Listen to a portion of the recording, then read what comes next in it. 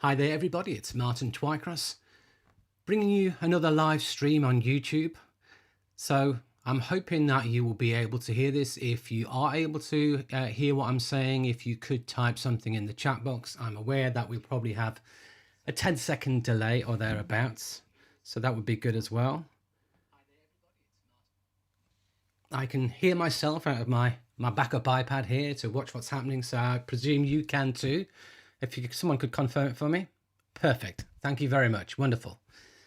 So another live stream for you to ask me any questions you have on mediumship or development. So lovely to see those in the room already, and hopefully we'll have a few more joining us. So the purpose of the live stream, as I say, is for you to ask me any questions you may have on mediumship, or any questions you may have on development, and for me to answer them. So my plan is to do one live stream per month for you to be able to have this opportunity to spend time with me and pick my brains, if you will, so that we can drill deep into whatever happens. So as always, there is a pinned comment at the very top of the chat with a link to my PayPal page. If anyone would like to make a donation, you're always more than welcome. I do offer this for free, but if people want to make a donation, I'm always grateful to receive it. And there's also Super Chat enabled. For those of you who don't know what Super Chat is where you can post a chat on the feed. You have to pay a little bit of money through YouTube, but it makes your chat stand out. And if you ask a question through Super Chat, I will prioritize your question. If you ask a question just by typing it in the chat box, then we'll just get to it as and when. I'm aiming to finish this evening by 9 p.m. latest, which is 2 hours. I think that's usually long enough for me to talk for. If I end up talking for more than 2 hours, I tend to lose my voice. But many of you who know my teaching know I don't generally put anybody on the clock. So we like to keep it going. We like to keep it moving. So great that for everyone who's joined so far. And hopefully many of you will have seen my latest video that I've put up on the channel. The latest video I put up on the channel is 7 reasons why it feels like your mediumship is getting worse. If you haven't seen that one, do check it out. It's quite interesting. And this month I've also uploaded a talk as well on mediumship, past, present and future, which I speak about mediumship of the past, comparing it to the present. And then I talk about where I think potentially mediumship may go in the future. So they're worth checking out if you haven't already.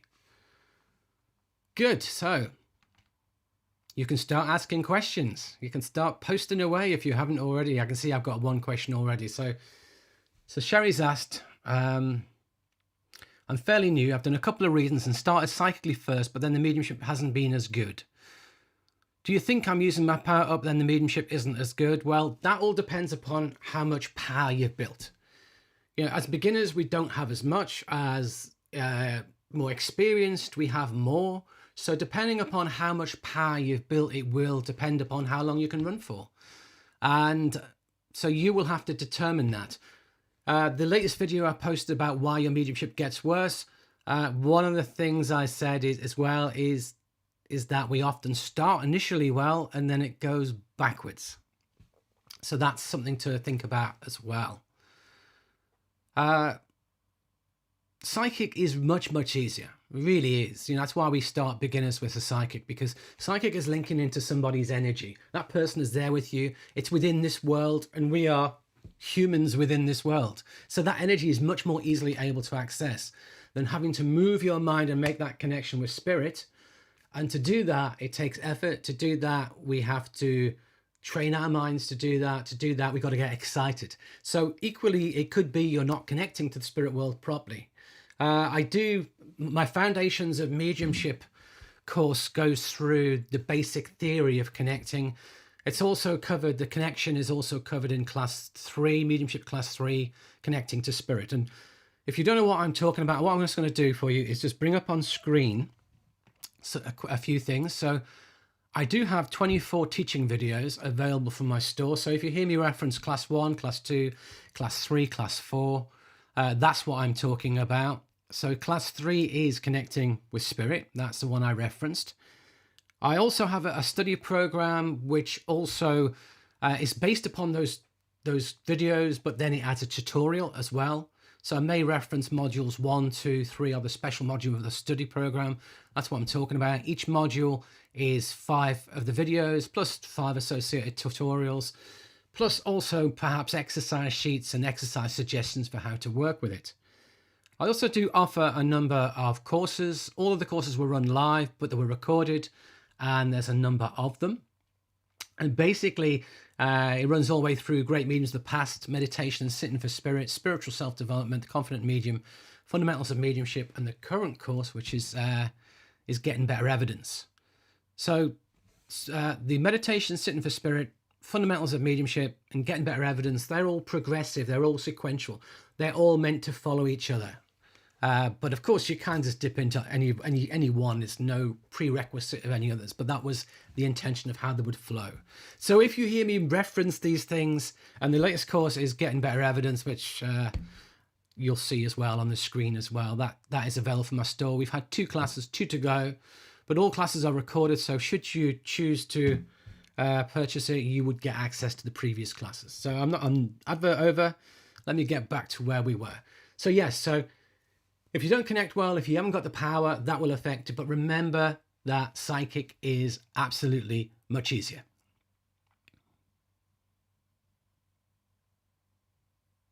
Next question.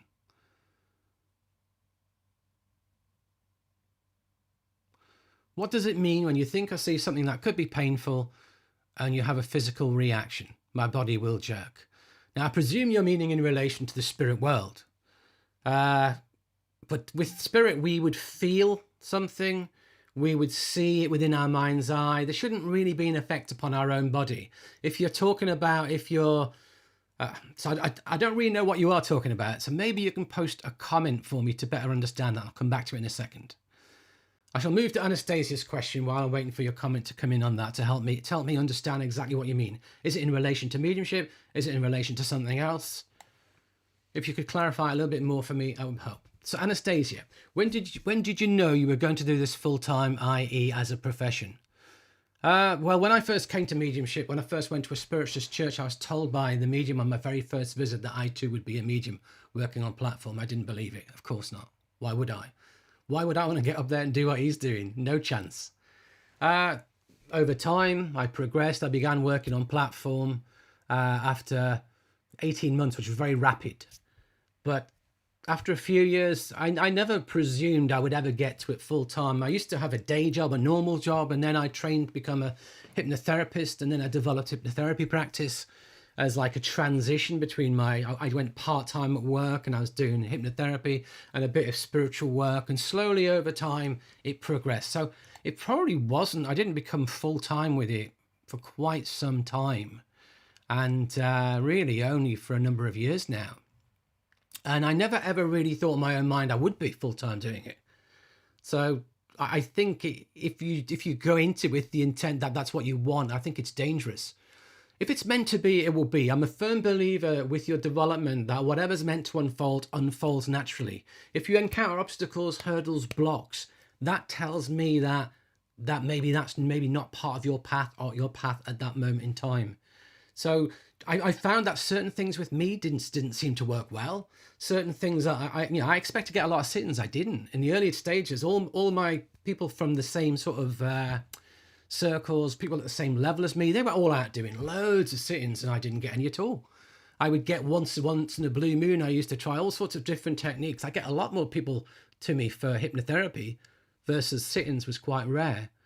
But then again, maybe I wasn't meant to be a sit-ins medium. Like a lot of people I know, my friends, they do sit-ins, they do a lot of sit-ins in a week. For me, it doesn't bother me that I don't do a huge amount of sit-ins. My love is this teaching. That's what I love the most, is the teaching side of things. And Sheila says the 7 Reasons video is a must-see. Thank you. I think it's a very interesting video. If you haven't seen it, 7 Reasons Why Your Mediumship May Be Getting Worse, check it out. How do you handle the awkward moment when people ask what you do and you know they're not receptive to hearing it?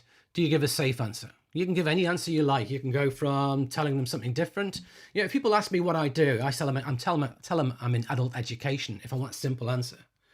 If people aren't really interested in what I'm doing and just want to know what my job title is, I just say adult education, because that's what it is really, isn't it, when you think about it? And, you know, I work with spiritual development. But then we can go in various degrees.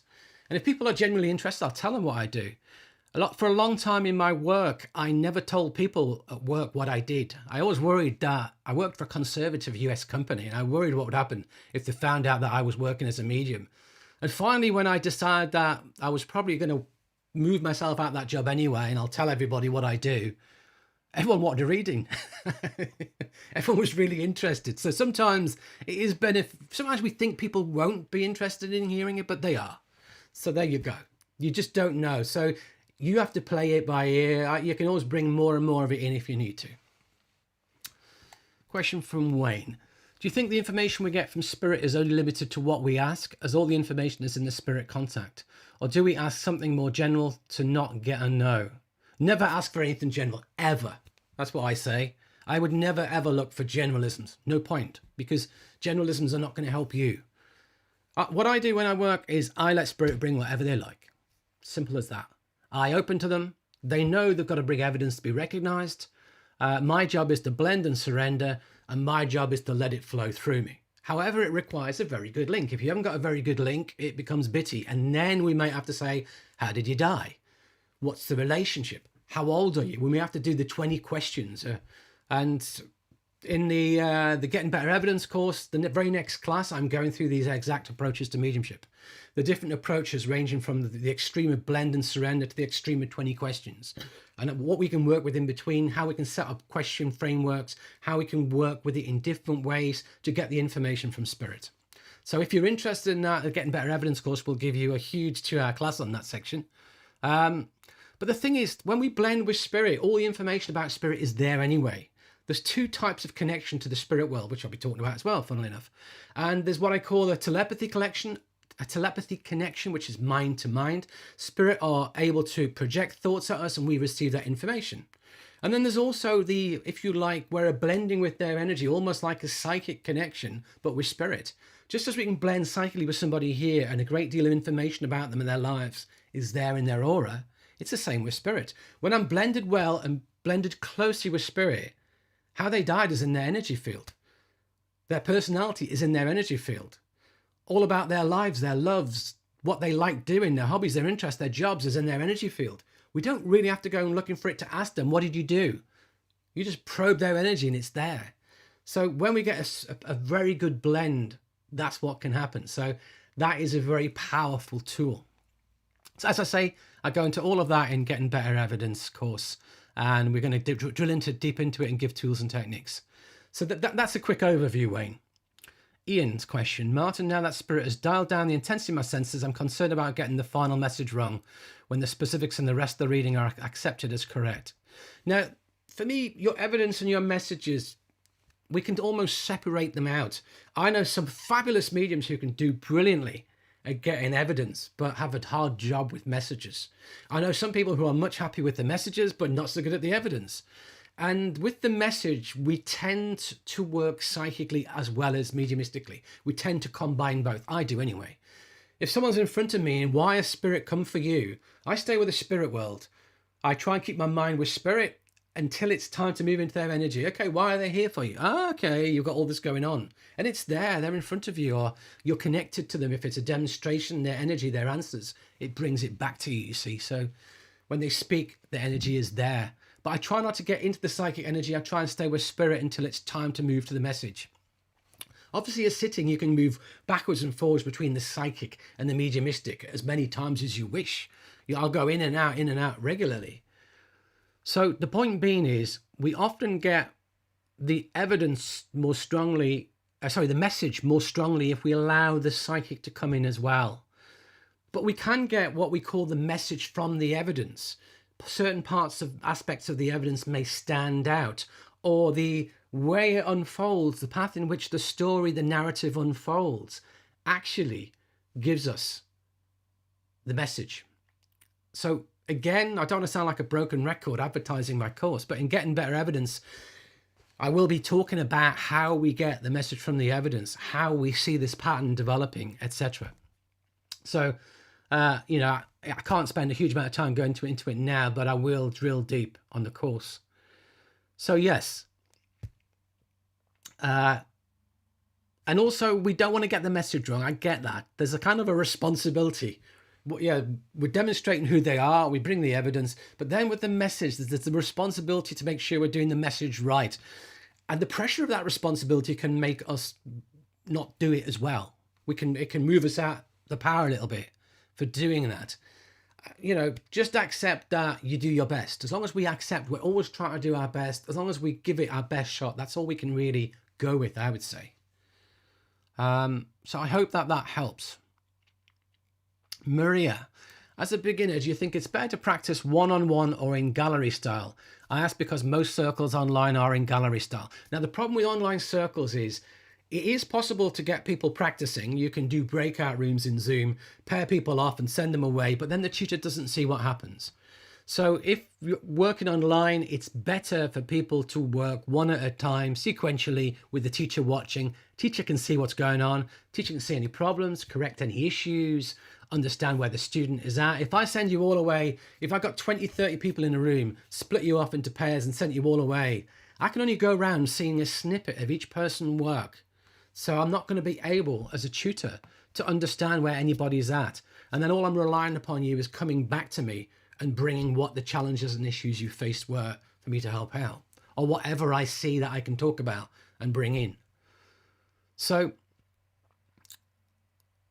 that is the issue with working online. However, if we're working in a room, we can pair people up and we can kind of keep an eye on what's happening in the room. People can put their hands up and drag you over, and you can see a little bit more what's going on in the room, but you can't online. But at the moment, a lot of places aren't open in real person. A lot of it has moved online, you see. So it's hard. I would always say that preference would be working in person over online if you can do it. But I understand that if there's no opportunities where you are, it's not always possible. I get that. I see that. I understand that. So basically, is anyone any better over another? No. It's still an opportunity to work.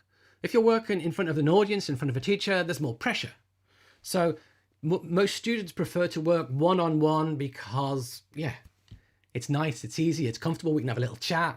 We can just, you know, then no one's watching us. And then the teacher comes along and then you panic. Oh, I'm being haunted by the teacher. They're watching me. They're watching what's happening. I better try and be good now. This is what happens. So, but technically there's no real difference. As a tutor, I prefer to watch people working one-on-one if I can, but in courses, of course, there's not always the luxury of that time, because I can help people more if I can devote my time to watching their work in its entirety. If I can watch a whole link from beginning to end, I can help you more.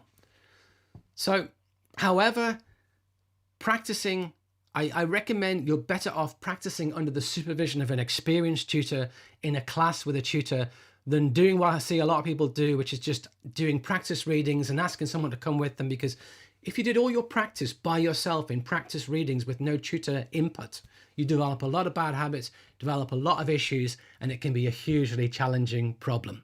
I see that a lot. I see people where they develop solely by themselves, and the amount of bad habits they have is huge. List of bad habits as long as your arm. And it's very, very hard to try and change that if they get too embedded. So I hope that helps. Colleen's asked a question. Do you think my other class will develop?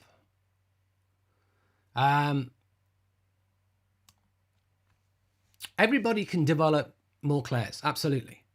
You know, what happens is it tends to work to a pattern.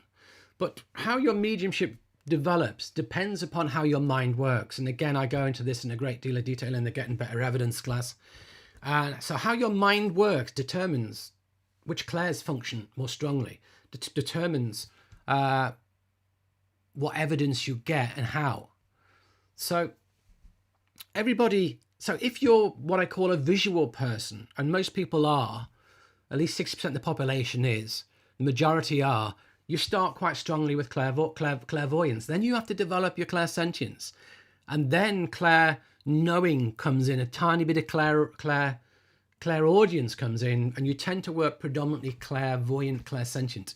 And all mediumship functions through the subconscious mind. So because of that, the language of the subconscious is imagery, feeling, and emotions. So that explains why the vast majority of mediums, if you like, the bread and butter of mediumship is feeling and seeing and feeling. Generally comes as seeing first, feeling second. So to develop clairaudience is more challenging. I wouldn't say I've developed clairaudience barely at all. And I've been working with mediumship now for, well, I've been in development for coming up to 20 years. So, and working as a platform medium for a good 18 of that, 19. And I have a little, very small amount of clairaudience. And that's because it's how our minds work, you see. So, but can you develop other clairs? Absolutely. You've got to work with them, focus on them, rotate them, isolate them. These are the kind of techniques we would use to do that. So, Susan, you clarified your question by saying being empathic. Now, being empathic is, I got what I would call psychic, psychically linking into the energy of a person. But again, some people take on other people's energies more than others. Like when I'm healing, if I'm healing somebody, I can tune in psychically into their energy. If they've got a pain, I can get a pain. It can happen. So that can happen. We can tune into it. Different people can do it to a certain degree. If someone else got a pain, we can feel that pain, but we shouldn't feel it to the extent that we jump or, we're really pain. That's rare. Generally, we kind of like, okay, they've got a pain here or there. You get a muted version generally. That's how it would work with the psychic. So what does it mean? It means that you're just using your psychic senses. So hopefully that helps. It's basically, it's a psychic connection. That's what is taking place. Different people have it to different degrees. Anastasia, you said the evidence in this class is fantastic. Highly recommend it. Thank you for the recommendation. Keith, I've seen one medium get information for a sitter, then another medium in the future get the same information and messages. So is the spirit person live or is the communication pre-recorded? No, it's always live. There's no such thing as a pre-recorded message from spirit. But what happens though is that spirit will often bring the same message. I will often give someone the same message. And what happens is if spirit's bringing a message of saying sorry or a message to let their loved one know that they're loved and they never really showed it in this lifetime, they'll bring it back repeatedly to show it. It's kind of, they're sincere about bringing the message. I'm sincere about letting you know that I mucked up and now I want to make amends. So those messages can come through repeatedly. That's the thing to recognize. But it's not because it's pre-recorded. Certain mediums will work in a certain way and look for certain, if you're trained. Some people train you, right, get the appearance, get the age, get the passing condition. And if you're taught to work in a very, what I'd call a textbook style, a very fixed style, you could get the same information. The next person who's trained the same way would get the same information as well. And it's like, yay, it's like, okay. However, spirit are alive. I would want their personality. I would want spirit to impress me with stuff that's fantastic. If someone said to me, oh, that's it, every word perfect for the message I got last week, I'd be like, spirit, you're not trying. But it could be the medium, you see. It could be the medium. I don't think spirit would bring it again unless they were trying to prove a point to a loved one. Because it's quite impressive that it could come repeatedly like that. I get that. That's quite impressive as well. So, yes. So, but it is live, absolutely. Question from Liz. Since my husband passed away 2 years ago, I know he's communicating to me. I took 3 pictures of a truck I saw that was identical to one that he owned. When I got home, I saw orbs in the pictures, which is lovely. I'm not a big fan of orbs. So I'm not going to get awfully excited about orbs. I'll tell you why. Because I like photography. I'm a keen photographer. And there's cameras all over the room, basically, at a site. And with digital cameras, especially small compact cameras, where they place the sensor in relation to things generally creates a lot of orbs. So do I believe orbs are spirit? Sometimes, but not all the times. What I would like for is intelligence. So if, you know, I would send a thought, hey, do you like this truck? If yes, appear on the right hand side of the picture. Now be clever. Let's get on the left hand side of the picture.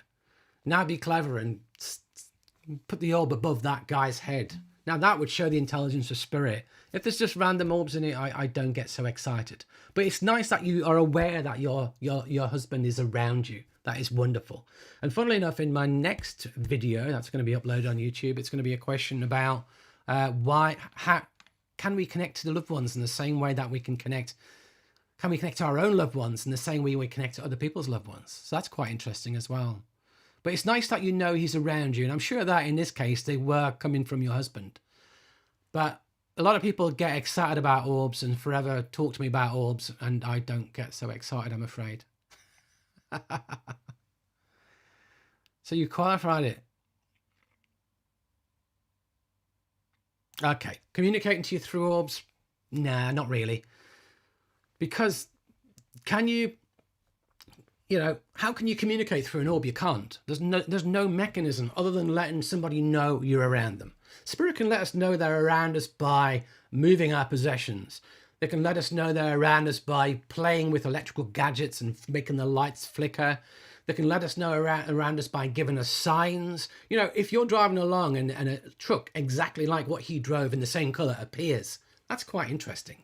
If it's more than just a one-off coincidence, that's quite interesting. If you see a time of year when the butterfly shouldn't be out, or a very tame bird that comes and sits on your hand when you're thinking about a loved one in spirit, they're signs. If you see their name suddenly appear on TV in big letters, that's a sign. Spirit would want us to know they're around us. But really, we want to learn to develop ourselves so we can feel their energy when they're close to us, feel them around us. But we can't communicate with them the same way we can with that mediums can communicate with loved ones in spirit for other people. And there's reasons for that. So hopefully that helps you. But I don't know what he's trying to communicate, and there's no easy way for you to find out. All you can do is open to, you could see a medium, go and see a medium demonstrate or a medium do a sit-in, and maybe you'd get something through that way. But I'm sure he just wants you to know he loves you, he's around you, he cares about you. That's the usual message you want to communicate. Anastasia, what are the top bad habits you see? There's so many. I think that would actually be a really interesting video short, in fact. So I'm going to scribble that down.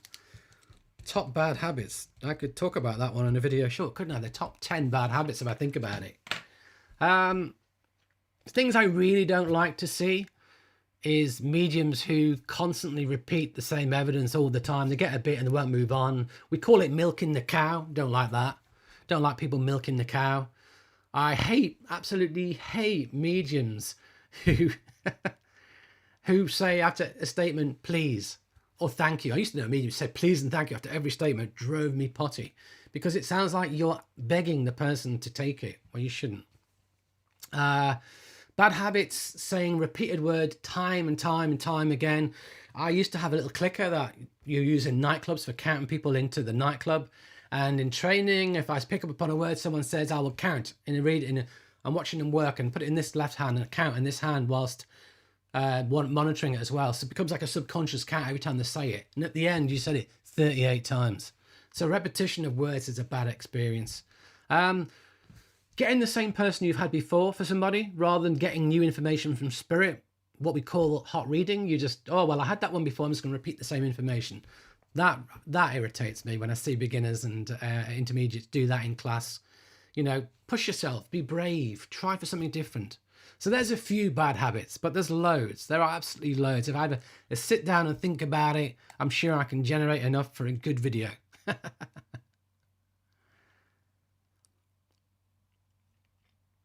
So Colleen, you said you're an auditory person first, then visual, but these are your weakest clairs. This is why I asked if my others would come in. Well, as I say, mediumship, even if we're auditory, mediumship functions through the subconscious, whose language is imagery, feeling, and emotions. Yet if we're not an emotional person as well, if we don't sense our own emotions, and if we're not open to sensing what, the emotions of others, then don't be surprised you can't do it for spirit.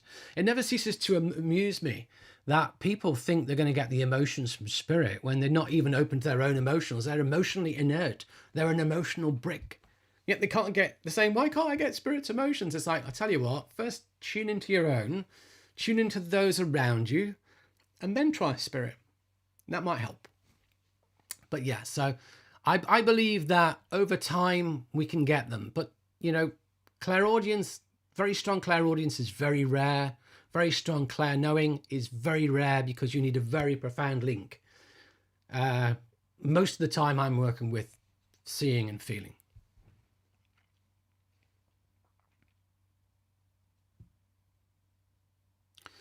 Why do I see clear images of people in meditation? Well, first of all, it depends what kind of meditation you're doing, and I don't know what kind of meditation you are doing. And secondly, it's, when we're doing meditation, generally I don't say to anyone you should be trying to do mediumship when you're doing meditation. I don't teach that. When I teach people to do meditation, we never go looking for information from the spirit world in terms of evidence. And the reason being is it's a different connection. Meditation is a very passive connection. Mediumship's a very active connection. If you're going to go looking for information from the spirit world, do it with your eyes open, do it in a highly energized, active state, and it will work well. If you try and do it in meditation, it's the wrong conditions and it won't work as well. Now, our own imagination can trigger images. We can get an image from spirit in a meditation. That's possible. I get that. It is possible. It's not common though, because there's no real need for it to happen. What are they, if you're not doing a sitting for someone or you're not working in front of an audience, there's no logical reason for spirit to come close unless it's your guide or unless it's someone who belongs to you. There's no logical reason for it. So again, I wouldn't recommend it as a tool. But basically, I don't really know is the answer.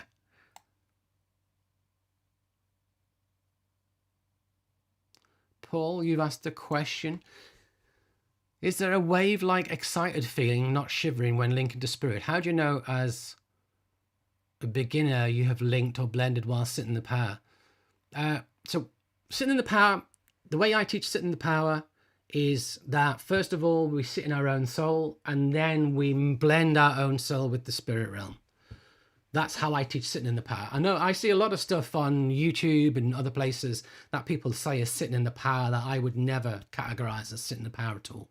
So that's what I teach. So that's what I'm talking within the context of. Sitting in the power is not going, just relaxing and floating around. That's definitely not sitting in the power. Sitting in the power, generally, I wouldn't listen to music because it's distracting. We just wanted silence, etc. So while you're sitting in the power, you should feel something when you're sitting in the power of your own soul, and you should feel something when you're sitting in the power of spirit. And there's the different feeling. Sitting in the power of spirit is usually a stronger feeling than sitting in your own soul. So most people want to go to spirit because they don't want to sit in their own soul because that's boring. I don't feel much, but when I go to spirit, I feel a lot more. What each person feels and experiences while they're sitting in the power is unique to them. There's no right, there's no wrong, there's no you should get this or you should get that. What each person gets is unique to them. How you experience the energy of spirit is unique to you. And how you experience the energy of spirit over time will change, just as mediumship over time will change. So how you experience the energy of spirit is individual and unique to you. So could you get an excited feeling? Yes. Could you feel energized? Yes. But when we connect to the spirit world, when we're doing mediumship with our eyes open, doing it, making a link with spirit and talking, it's very active, energized. We're more like a version of ourselves, fast forward or energized version of ourselves. And the energy then should feel different still. It should have elements of what it feels like in sitting in the power, but it brings in a different type of energy because of the active, energized nature of it. I often say that people often talk about having a fear type energy, but I often say it's like the excitement of your soul. Is it fear or is it the excitement of your soul? So hopefully that helps you. So whatever you're experiencing, go with it, acknowledge it, accept it, but recognize that there's no right, there's no wrong. So, the gracious mystery. How is asking guides for help different from asking God for help? Shouldn't we ask God for help? You can ask whoever you like, and it depends upon your belief systems. Some people don't like to believe in a God. Some people, God's a bit of a step for them. It kind of takes them into orthodox religions. Some people, they're happy to talk about the spirit world, and some people are happy to talk with guides, helpers, loved ones in spirit. So it all depends what you're comfortable, happy with. But ultimately, it depends on your perception of God. And I think there's another video short there as well, isn't there? God. So a lot of people have what I call a religious Christian emphasized belief in God, which I don't have. For me, God is the overarching intelligence in the universe, and God is the creative mind behind all life, all creation. If I ask for something, I don't expect God to grant it. Why should he? Why would he? Why would her? Why would it? I don't believe God's a man or a woman, actually, at all. I believe God is a power, an energy, a force, a consciousness, and an intelligence. So I know I would never, what I would seek to do is resonate in the energy that is close to God so that it manifests within my life. If it is the divine will, if it is the will of that consciousness, that power, that energy. So, but equally, we can ask spirit to help us with things. We can ask our guides to help us with things. We can ask God to help us with things. It's really down to the individual, down to what you're comfortable with, down to where your conditioning is as well. Conditioning plays a massive part of it. You know, look, it's so common, isn't it? There's books written called Ask Your Guides. Ask your guides for this. You're driving along, ask your guides to give you a parking space when you get there. And the guides say, that's what I need to do. Yes, that's what I should be doing. I should be creating a parking space for them. None of this high-level spiritual stuff. Let's go and stand in there and save a parking space. I'll try and influence some person's mind not to park in that space. No, not at all. So we should only be asking for the assistance of greater spiritual minds, whether it be the spirit realm, guides, the divine, God, call it what you will, to help us with spiritual things. Or obviously you can pray, and if you've got issues happening with other people, we can ask that assistance be given to them. We can ask for absent healing to be given, absolutely. So, yeah, it's really down to conditioning, belief systems, etc. What you're comfortable with, what books you've read, what your background is, all of the above. And thanks for the vote of confidence, Liz, on the evidence class and classes. Colleen, I can do a reading, yet in circle or gallery, I cannot go direct to someone. I go indirect rather than direct. I struggle to identify who I'm with. Can you suggest anything to help? I do have a video that would help you with that, and it is Mediumship class number 7, which is called Finding Your Recipient. There's 2 types of working. There's what we call throwing it out, and then there's going direct. You have to learn to go direct. Very few people have the ability to go direct straight out the bat. And if they do go direct, most people cheat. Most people choose who they're going for, then ask for a spirit link for them. That's the cheating way. The right way to do it is to link with the spirit world, get lots of information, and then see if spirit can guide you to where it fits. So if you watch me work, I am going to be working this week, actually, on Thursday, and I shall post on my Facebook page and elsewhere the link to that. If anyone wants to watch me work, you can. But sometimes I'll go direct and sometimes I'll throw it out. When I'm working in Zoom online, often because if there's 3 or 4 faces of people in the room, if there's 75 people in the room, I can't see them all on my screen anyway. How can I? So I generally throw it out, and I'm relying upon people who understand the information to talk to me. I don't have a problem with it. I think in the early stages of your development, it's better to throw it out than go direct, because if you go direct, you can get lazy. You can just work with generics. You can just work with information that anybody could take. But if you're throwing it out, you have to get more specific information. So it's a very good tool for getting better evidence to throw it out. And I'm not a big fan of those people who say every medium should go direct. I remember once, I was once with a bunch of mediums on a charity day where everyone was working and doing a little stint of, 30 minutes of demonstrating. And one of the more experienced mediums in the room said very loudly, I don't think any medium should be allowed to work if they can't go direct. And some of the other experienced mediums were there nodding, saying yes. And I just chirped up, well, I never go direct, me. And, you know, I've never had any complaints about my mediumship. So I watched them work and it was absolute generics. And I got up there and I was like, come on, Spirit, let's get some real specific stuff. And I threw it out and got much more specific stuff. And I'd like to hope that they'd think, oh, well, it's not about whether you go direct or whether you throw it out. It's about the quality of the evidence you bring through and the work you do, reuniting and touching souls. But no, it used to irritate me when people told me you have to do that. Ian, is it normal for a spirit to appear in front of you during a reading as a moving, talking person? Yes, it is. It happened to me once. Spirit appeared as a moving, talking person with an aura around her. Very rare.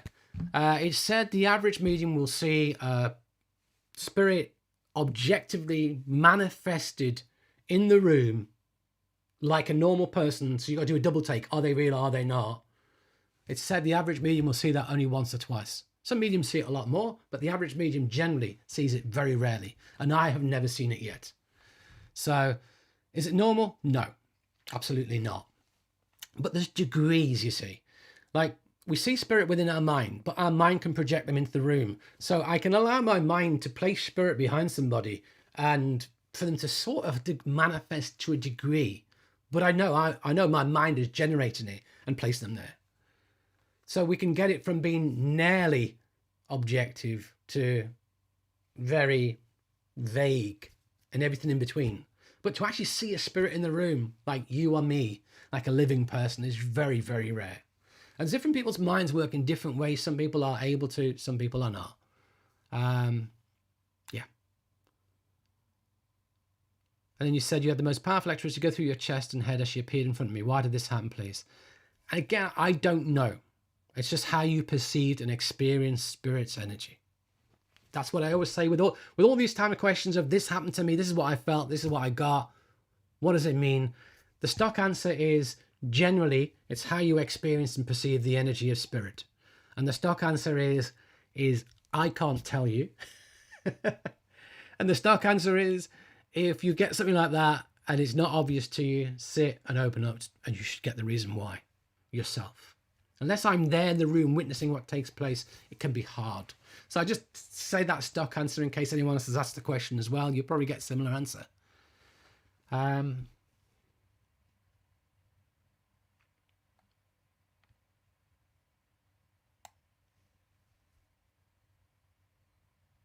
So Colleen, yeah, you said you connect with your mum, dad, grandmother, friends, etc. while sitting for spirit. Yes, you can. You can feel them around you.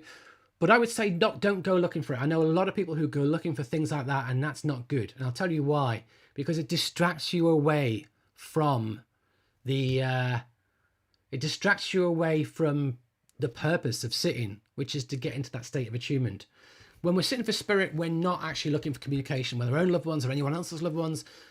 No, we're just looking to move and blend and just to be connected and attuned to the presence of spirit. When we're in the presence of spirit, no time is ever wasted. So that's really what we're seeking to do. It's great when you experience it. I would tend to get that when I was coming out of it and letting go of the connection. And then that might happen to me. It's like, oh, wonderful, great. You're around. Lovely. But I wouldn't go sitting there looking, can one of my own loved ones join with me? Because by doing that, you're moving your mind away from the purpose of sitting in the power. And you're starting to try and make a connection for yourself. It can be done, of course, but I don't recommend you do that. Hi, Charlie.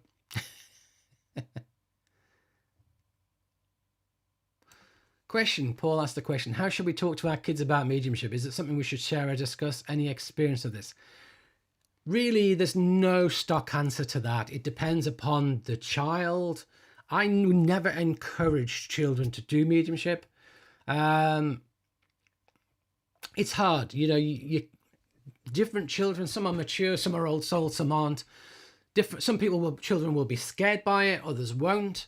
So some children themselves are naturally seeing spirit around them.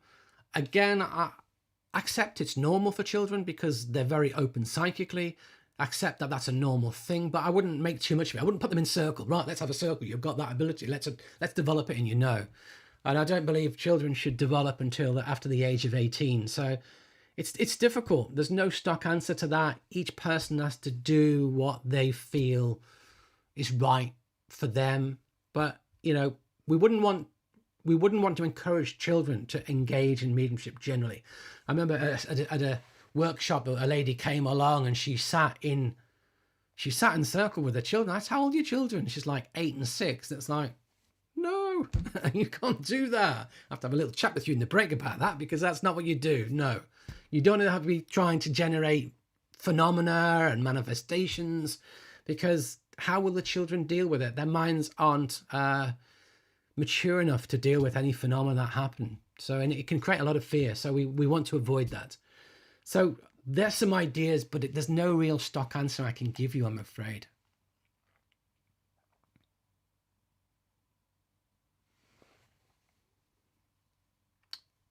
Liz, so sitting in the power, should it be quiet? The way I was trained to do sitting in the power and the way I always teach it is yes, no music. And I'll tell you why, because music is distracting to the mind. Your mind then engages within the music. If you sit in the silence, it's relative silence, because your neighbours will be banging their doors, there'll be a dog barking outside, there'll be cars going past your window, etc., etc. There's always going to be some degree of slight background noise. But if you sit listening to music, you become conditioned to doing it, which is not a good thing, because then you've always got to have that bit of music to sit to. It's not wise. So I don't personally ever sit to music. Any of you who've got my Sitting in the Power CD available from my store, or the Sit in the Power download, then you'll realize that when I do Sit in the Power, I never teach it with music, because it's a distraction. When you're doing Sit in the Power, is training for mediumship. You're training your mind to be blended with spirit. You're training your mind to be disciplined, to reconnect and to constantly stay connected to spirit.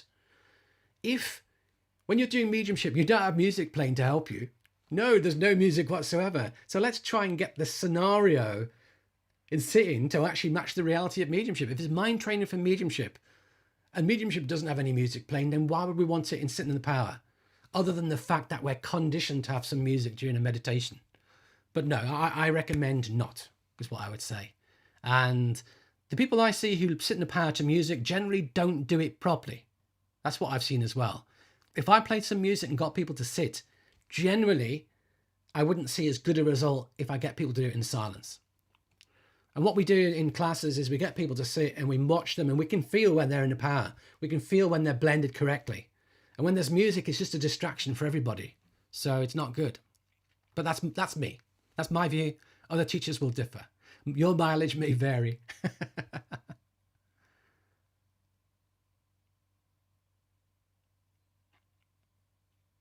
So in terms of watching me work, I will be posting the link on my Facebook group. Facebook pages. I'll post it in the Facebook groups for the classes as well. And it will also be on Hampton Hill Spiritualist Church's page as well. Colleen, I feel my heart increases to over 100 beats per minute when linking with spirit. I first thought it was anxiety. A teacher told me it was as well. I know it's a sign from spirit. Is this common? So whenever we work with the spirit world, it's common to feel excited. It's common to feel energized. It's common to feel, yes, there's that energy. Does our heart rate increase? I don't know.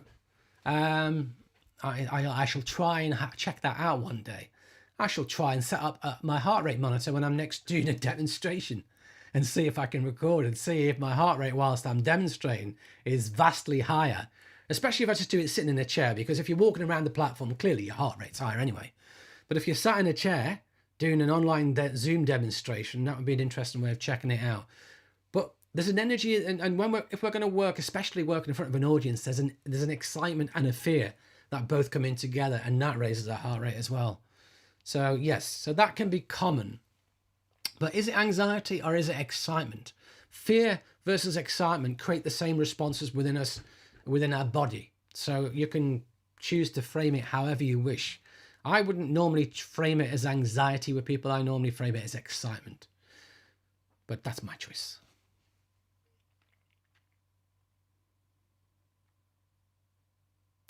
Kathy, have you ever had a student who had past religious conditioning that was able to move past their preconditioned religious fears? Yes. And have you ever had a student with past religious conditioning that was unable to move past their preconditioned religious fears? Yes. So, you know, in certain religions, mediumship is evil, mediumship is bad, you shouldn't do mediumship. If you do, you'll be plagued by devils for the rest of your life. And it's not the spirit world communicating, it's bad spirits, it's people trying to confuse you. No, I don't believe in any of it myself.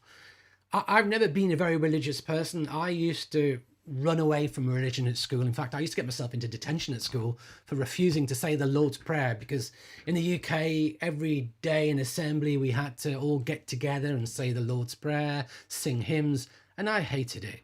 I was like, why can't we have some Buddhist or some other religious traditions, prayers and hymns? And it's like, they used to look at me as if I was stupid.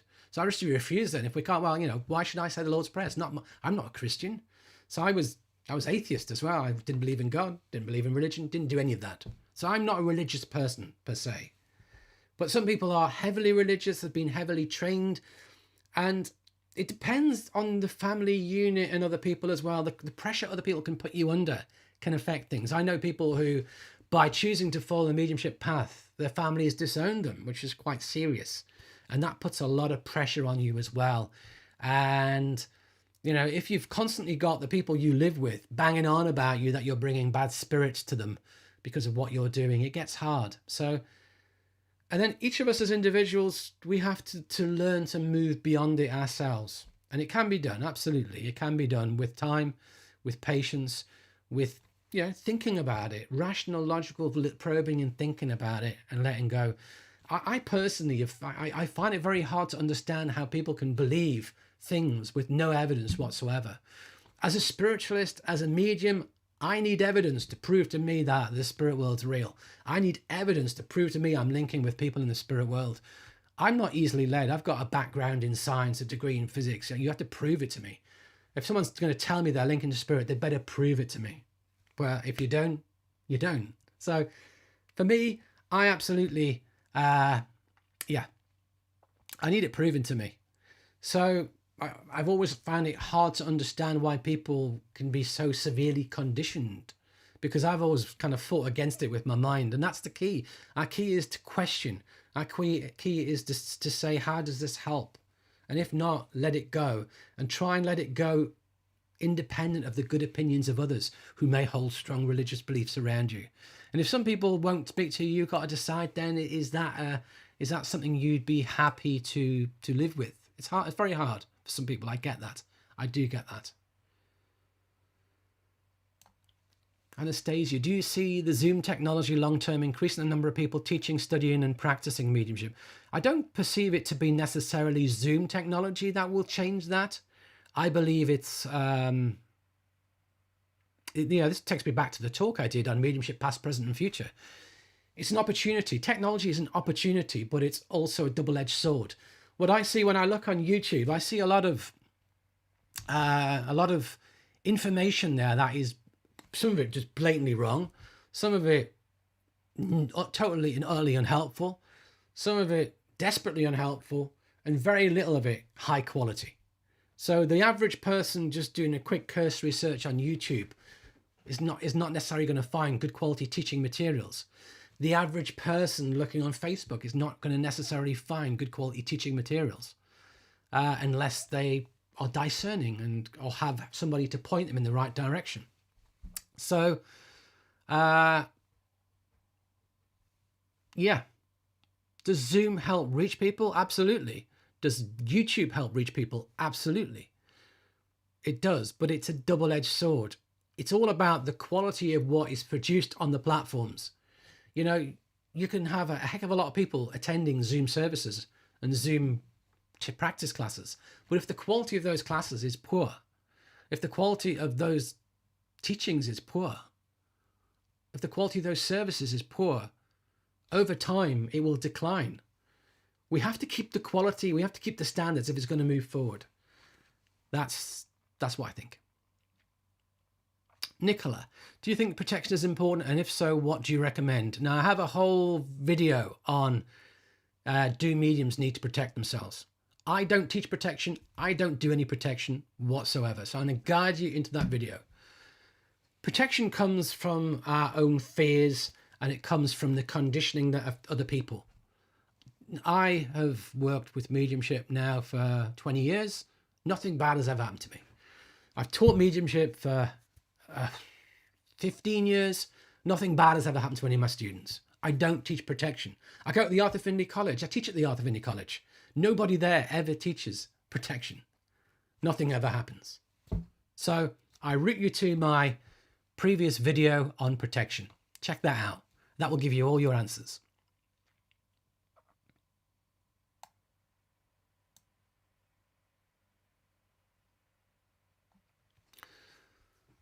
So Anastasia, you mentioned the evidences in the spirit person's energy field. Do they push the info to you? Does it flow to you? Or do you look into the field and pull it out?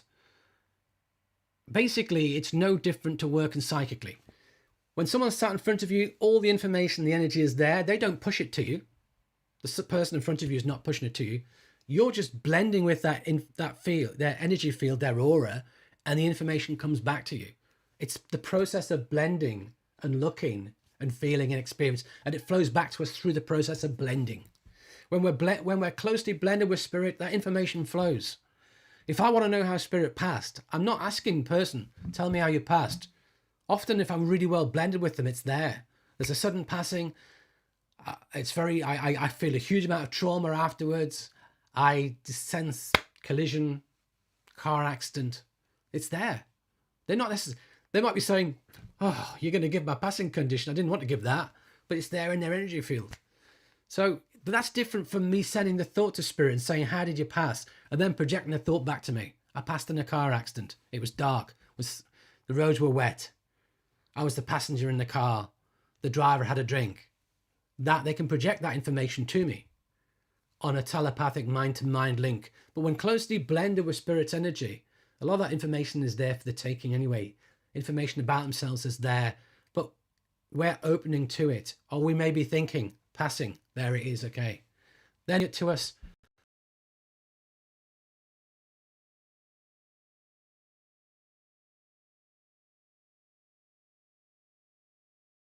Information back as well. Same process.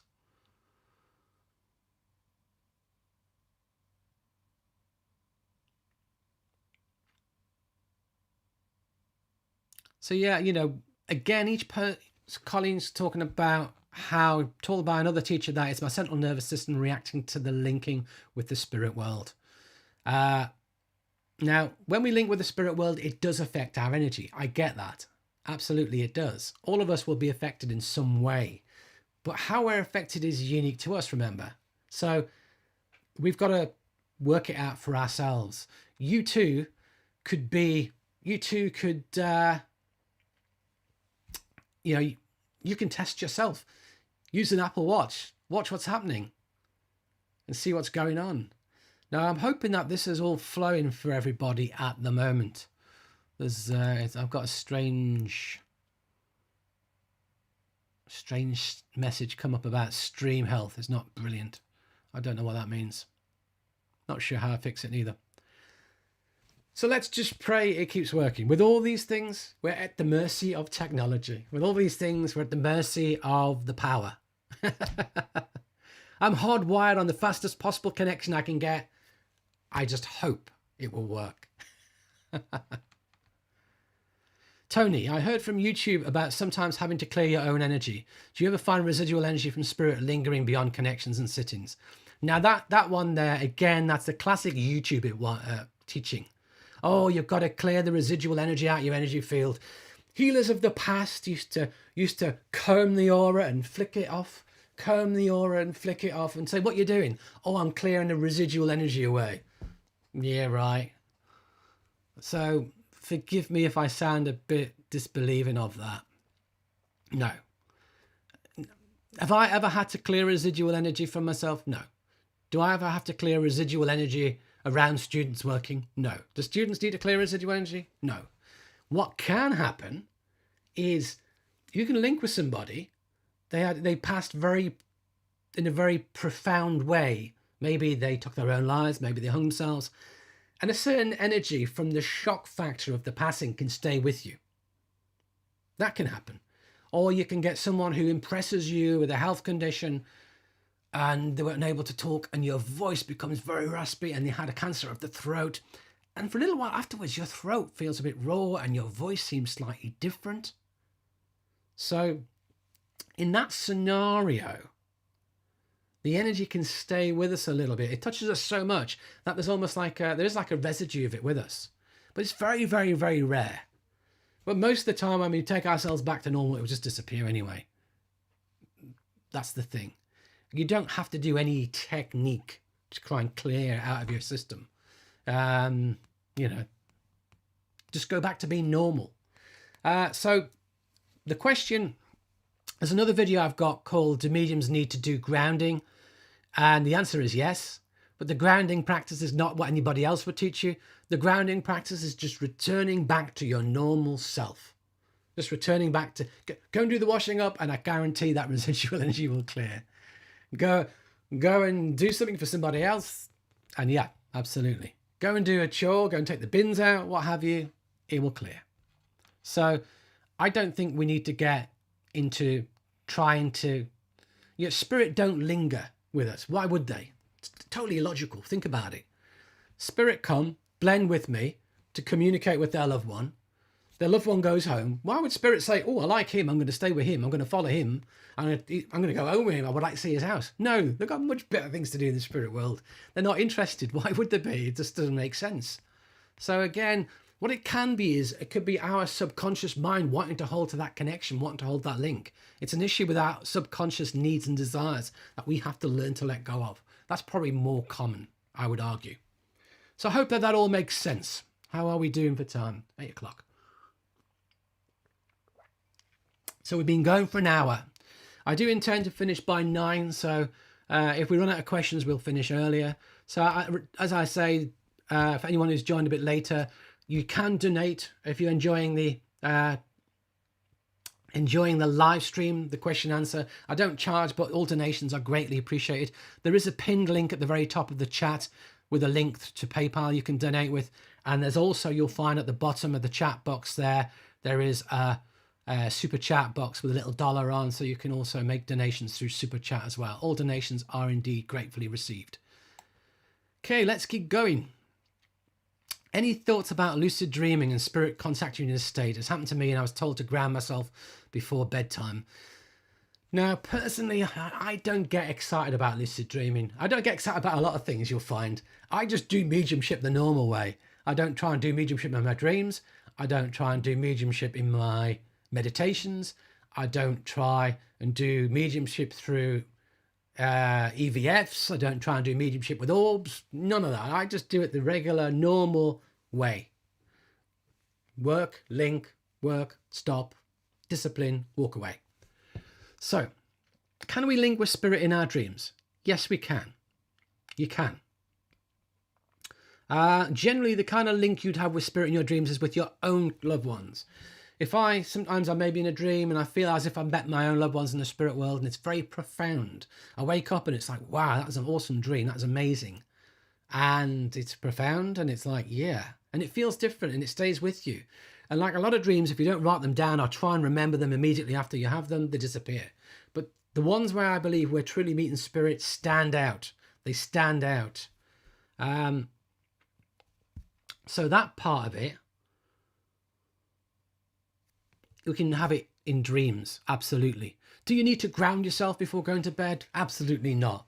When you're asleep, you're in an altered state anyway, aren't you? Now I've got a message telling me there's no data. I'm hoping it's still working. I can still see it here, so I'm praying. So we're in an altered state anyway when we're asleep. We can't control our state when we're asleep. It's impossible. Absolutely impossible.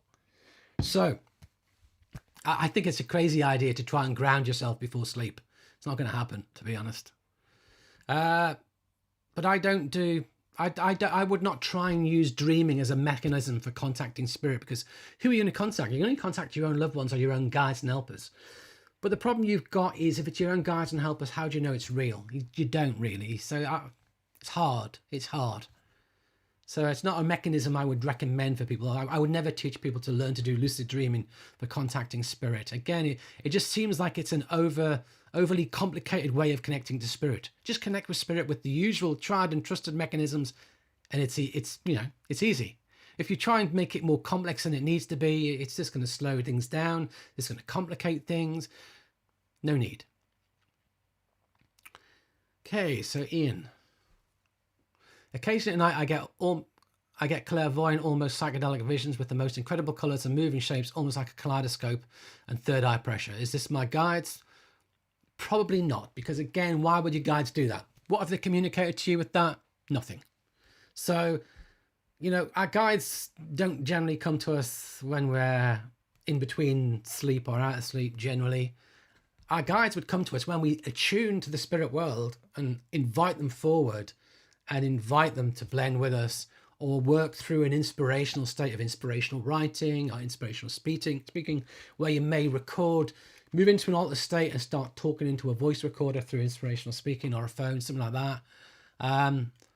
But again, it doesn't make sense for you to use this going into or out of sleep for that purpose. It doesn't make any sense to me. I would never teach that.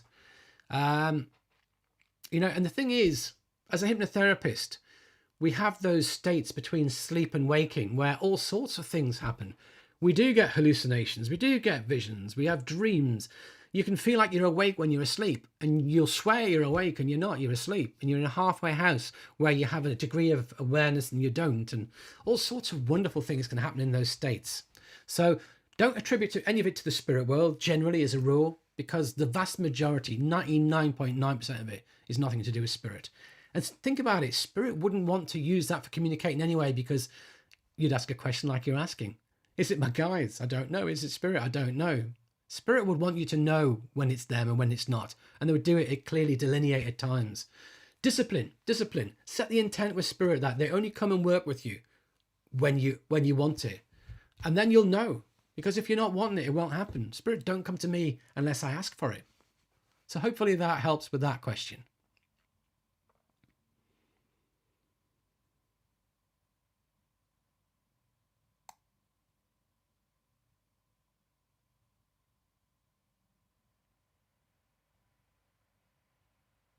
So Sheila, I'm not sure what your comment there relates to about your first experience with a message from spirit. But hopefully I've answered your question. If not, you can post a new one.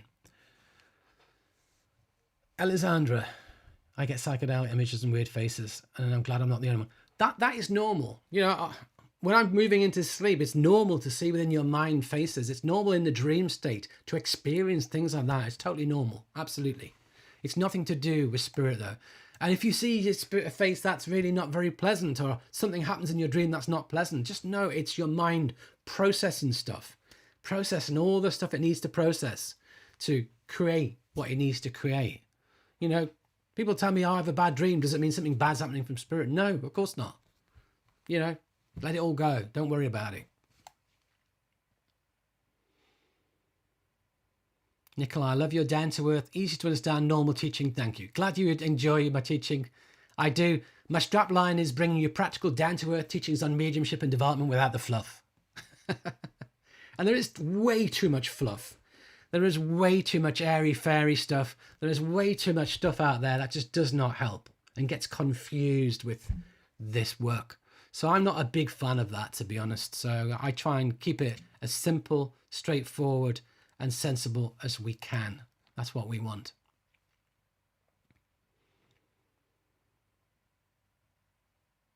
What are your thoughts on spirit that some people say are earthbound? Do I believe in earthbound spirits? No. Do I believe spirits get attached to people? No. Do I believe that there's a no man's land where the spirit world passes and some don't make it to the spirit world? No. I've seen mediums on platform. I saw one medium on platform go to someone and say, oh, I've got your mum here and she hasn't made it to the spirit world and we all need to pray for her to get her across to the spirit world out the no man's land. And luckily the person in the audience said, well, funnily enough, it wasn't a problem when she came through last week. It's like, yes, make the medium look stupid, because it is a stupid thing to say. I cheered so much, but I had to do it quietly within my own mind because, But it is a stupid thing to say. There is no man's land. Yet spirit can be close to the earth if they choose to be. It's a choice. If they want to move close to their loved ones, they can. Absolutely. Absolutely. So does that make sense to you? You see what I'm saying there?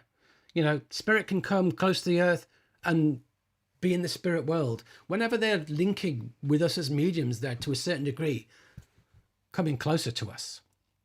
So that there are no earthbound spirits. People don't need spirit release, spirit cleansing. I don't get it. Again, it doesn't make sense. And God knows the whereabouts of all his creation, or all its creation, because God isn't a man. God knows where everybody is. Nobody is lost. So I don't do earthbound spirits. Again, you can get hung up upon a great deal of, you know, it creates fear, creates confusion. You know, can you be possessed? No. Can you be obsessed? No, unless you create it with your own mind. Is spirit going to follow you home and stuck in your aura for the next few weeks? No. So again, I would say no. Don't worry about it. And again, that's what I'm saying about places like YouTube. There's a lot of people with interesting ideas. I was going to say wacky ideas. Okay, let's say wacky ideas. A lot of people with interesting and wacky ideas who teach stuff with no evidence behind it, no underpinning of it. On the question of spirit release and, you know, spirits being stuck to you and earthbound spirits, I went to see a talk by a very famous spirit release practitioner in the UK who was the head of the spiritual release whatever organization. I went to see a talk with him because I was interested to see what he would teach. And at the end, I asked a question. And his technique was he took people into hypnosis to talk to the spirit person to find out why they're there, to help and to persuade them to go. So anyone coming to see him is told, you've got someone with you. I'm going to take you into hypnosis and you're going to respond and we'll get rid of them. Guess what happens? They believe it, so they do it. So I said to him, well, okay, have you ever saw any evidence from these so-called spirit people you're talking to in this hypnotic state? Because I'm a hypnotherapist as well. I know that it's quite easy to create it from your own minds. With past life regression, whatever you tell the person can determine the outcome of past life regression. They did a study whereby they told a bunch of students that they were an animal in a past life. And then when they took them into hypnosis, what was your past life animal? All of them brought through a past life animal. They took another bunch of students in a psychology test. Again, they didn't tell anyone they were an animal in a past life. Took them all into hypnosis, asked them, what was your past life animal? And most of them were like, what? No, didn't have one. What you tell people becomes reality. So back to this guy, this hypnotherapy technique. I said to him at the end, have you ever collected any information to prove that any of these people are real? To prove that they're not a figment of the imagination of the person in the chair? To prove that they're not just created by what you've told them? He said, no, I don't need to. Because all I need to know is that it works and they feel better afterwards. Okay, fair enough. So it proved to me that if you can't give me any evidence for it, I can't believe it. Because I know that we can create a past life, or we can be regressed and create events that will collapse traumas within our lives. Your mind, we're harnessing the power of the subconscious mind to resolve issues within our life, because the subconscious mind is endlessly creative. So I know that that is easy to happen. I can make that happen with anybody. But it's not real. It's created by their imagination. So he didn't get that. And I was talking to him afterwards, and he still didn't get it when I was talking to him afterwards. I was saying, I'm a medium. I claim to be linking with spirit people and bringing them forward to their loved ones. But I tell you all about their health. I tell you all about their family. I tell you what they loved and what their job was. I get absolute factual information that checks out, that's understood. And you're not. You don't get anything. You can't prove anything. So yeah, there you go. Right, I shall move on because I got stuck. I got buried in that, didn't I?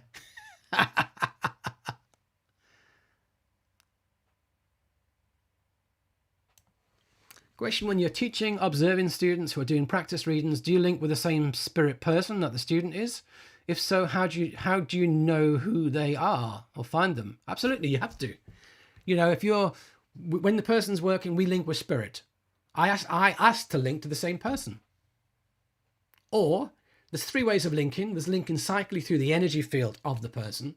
So I see what they're getting psychically through their energy, which means I don't technically have a spirit link, but I can see what's going on with the energy of the student. I can make my own independent link to the same spirit communicator. and I can just get a few bits of evidence to check it out. Yeah, it's the same one, and work with it. And in very, very rare circumstances, it's almost like you tap the link off and everything they get as they get it, you get from the same spirit. Or it's almost like spirit gives it in parallel. But these are techniques we learn as teachers, and these are techniques that take, again, time to learn and understand. They're not easy to learn. Tapping it off is very rare, happens very, very rarely. The most common one I use is to make my own link with spirit and then to perceive what's happening in the energy field of the student. That's the normal way of doing it. Question from Alexander: how does spirit energy feel when it comes through? Remember what I said earlier on about how you perceive and feel spirit is unique to you. Remember, each individual spirit has their own unique individual energy. So every single spirit link I make has a different feel. How I experience spirit energy will be completely different to how you experience spirit energy. So therefore, I can't give you a simple answer. It feels like X. If I told you it felt like this, somebody else would go, no, it doesn't. It feels nothing like that. And that's because we're all unique. So you've got to find out how it feels for you. Question: should you connect with your guides while sitting in the power, or should it just be with you and the power? If no, when would you actually build rapport with them? It's fine to connect with our guides when we're sitting in the power, but for it to be the exception rather than the rule. And what I mean by that is that we should sit in the power primarily just to be blended with the power of spirit, to be blended with our own soul energy, the power of spirit, not to be blended with individual guides, not to be connecting with individual guides. Because what happens then is you're no longer doing it to be sitting in the presence of spirit to unfold the potentials within. You're using it for a purpose which will detract from unfolding the potentials. So we're sitting to unfold the potentials. We're sitting to give the guides and helpers time to get to know us, our energy fields, and we're training our minds for the work of mediumship. So sit in the power serves multiple purposes. If we start using sit in the power to do mediumship and get a connection with someone in the spirit world, whether that's our own loved ones belonging to others, again, you've moved away from the purpose of it. If we sit to blend with our guides and get communication with our guides, we're moving away from it. It's fine, maybe you sit, 7 times in a row, and one time you may wish to blend with your guides. I've not got a problem with you doing that, but we don't want to be doing it too often. That's what I would say. But there are other tools we can use. We can sit specifically to blend with our guides, which isn't necessarily the same as sitting in the power. And we can do that as well. But we need to have a purpose for why we're doing it as well. Are we seeking to receive inspiration, guidance? Are we seeking to get to know their energies? We ask them to blend with us so we can feel their energy, understand their energy, understand their calling card. There needs to be reasons why. We shouldn't just do it for the sake of it. We should try and do it with an intent. Okay. Joshua: how do mediums exist if everyone immediately reincarnates at death? I don't understand the question, but you mean how do people in the spirit world exist if everyone immediately reincarnates at death? Now, everyone doesn't immediately reincarnate at death. That is the problem. That, again, is yet another belief from another religious belief system that is inaccurate. So, do people die and on a constant cycle of wheel, like a hamster wheel? No, not at all. Now, interestingly, when I was working with my mediumship early on, I had someone come to see me who was a Hindu. And I thought, this is going to be interesting. Can I connect their loved ones? Yes, I can. I've had Buddhists come for readings. Can I connect with their loved ones? Yes, I can. I've had many Hindus for readings over the time. And yeah, I can still connect with their loved ones in spirit. If they had reincarnated, how could I connect with them? Doesn't make sense. So the idea, when we ask the spirit world, do we reincarnate? They give us a much more complex answer than that. They give an answer that a facet of the soul reincarnates, but the part of you that existed here exists in the spirit world. So it's complicated. There's a degree of complication in it, which I can't really get into in great detail in this short Q&A. But basically, I don't believe people instantly reincarnate. It doesn't make sense to me that they would. That reincarnation suggests that this world is the only place we can actually get experience. And that's not true. There's worlds within worlds. When you look at the universe, when you look at how many billions and trillions of stars there are, it's mind-blowing. When you look at how many planets there are, mind-blowing. For us to believe that there's only planet Earth where you could gain a physical experience, crazy. But think about it. if the divine created the physical universe, the spiritual universe and spiritual worlds is even greater than the physical worlds. So think about it. There's worlds within worlds. You can get a great deal of experience within the spirit world. And my own guides and helpers said that it's rare for people to want to come back to the earth. It's rare that you need to come back here for an experience, because we're on a journey of progress where we're going to experience different things. Why would we always want to be upon the earth? So there we go. So that's the best I can do to answer that question. I don't believe people reincarnate at death. Simple answer. Nicola, I get told off for questioning everything, but there are a lot of things like the fluff that I can't relate to. Absolutely. And I question everything. People hated me in their classes probably because I used to ask so many questions. People would tell me to do this and I'd say, how? And people would tell me to do something and I'd say, why? What is the reason for doing it? People would tell me that I need to close all my chakras and I need to ground myself like a tree. And I'd say, why? And they couldn't explain it. I believe we should always be questioning. Questioning is fabulous. Do I do live teaching lessons online? No. I do live classes, like courses, where I teach theoretical type teachings, but I don't do live practice sessions. So I do teaching lessons online, absolutely. I mentioned my courses. The current course I'm teaching is the evidence course, which I'll pull on screen now so you can see it, Getting Better Evidence online course. So I tend to do one class per month live, and that's the current class I'm doing. So if you're interested in that, by all means, you can check it out. We've done 2 classes already, but the classes are recorded. You can join in. You can check out what's coming up. My next classes online that I'm teaching I'll be doing class on sit-ins, a course on sit-ins, 4 sessions. I'll be doing a course on platform work, 4 sessions, and I'll be doing a course on guides and helpers for 4 sessions. And I'll probably do another one after that at some stage on something else. So the next year plus is already worked out what's going on. But also every course that I do record them all, and I don't teach them again. One of the reasons I don't teach them again is because it's very hard for me to recreate what I do in the first place. So you can see on screen there the courses I done in the past: Great Mediums of the Past, Meditation, Sitting for Spirit, Spiritual Self-Development, The Confident Medium, and The Fundamentals of Mediumship. I do the course once, but I don't repeat it, because what happens is I get very engrossed in researching, very engrossed in structuring and working with the content. And if I came back to it, you wouldn't have the same energy, you wouldn't have the same depth that I bring to it the first time round. And I don't like to teach something and not teach it as well as I can. So I know that when I do it the first time, it gets absolutely 100%, 110%. If I did it again, it wouldn't be the same. You'd be getting a 70% of me, which is not the same. Yeah, I know it's nice to have a live experience. I do get that. But absolutely, I think it's better to record it when it's first done, and then it's always there if you wish to purchase it, always there if you wish to dig into it. And you get the recordings which you can go into as often as you like. We perceive things from where we are in our own development.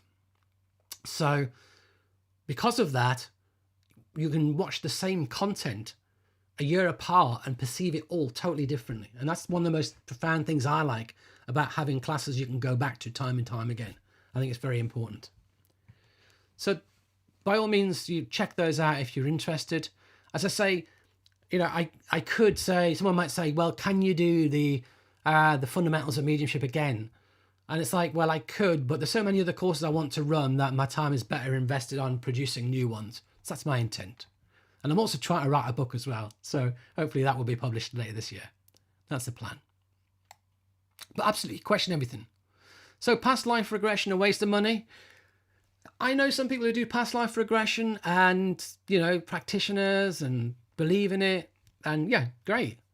If that's your belief system and that works for you, go with it. Me personally, I never felt comfortable doing past life regression as a hypnotherapist. Didn't particularly enjoy it. What I noticed was things would come out in the past life regression that was not historically accurate at the time. Say someone's in the 1880s and they're talking about all the cars on the roads and the gas lights. The electric lights. They didn't exist then. It's not historically accurate. And I realized I think there's an awful lot of our own imagination tied up in it. How much of it could be real?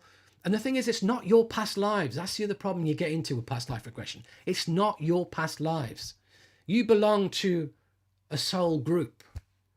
And all the experiences are shared for the progression of the whole. So they're not your past lives necessarily.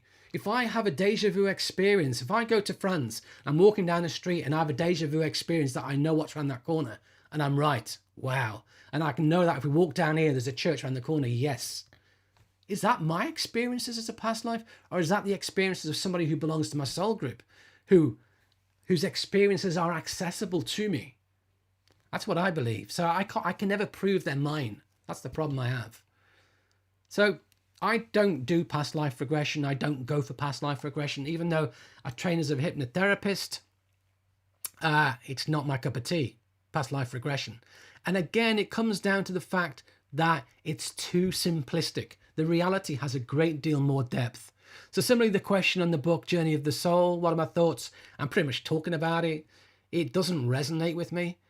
I believe that we have a progression that doesn't necessarily involve us coming back to the earth. It doesn't make sense that we need to keep coming back time and time and time again.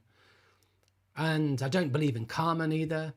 So yeah, I believe in our actions have an effect. Absolutely. I get that as in one of our principles. Well, the sixth principle of spiritualism, that whatever we do creates an effect. And that whether that's good or bad, there's a price to pay, and that price belongs to us. That's what I believe. Is it karma? No, I don't necessarily believe it is.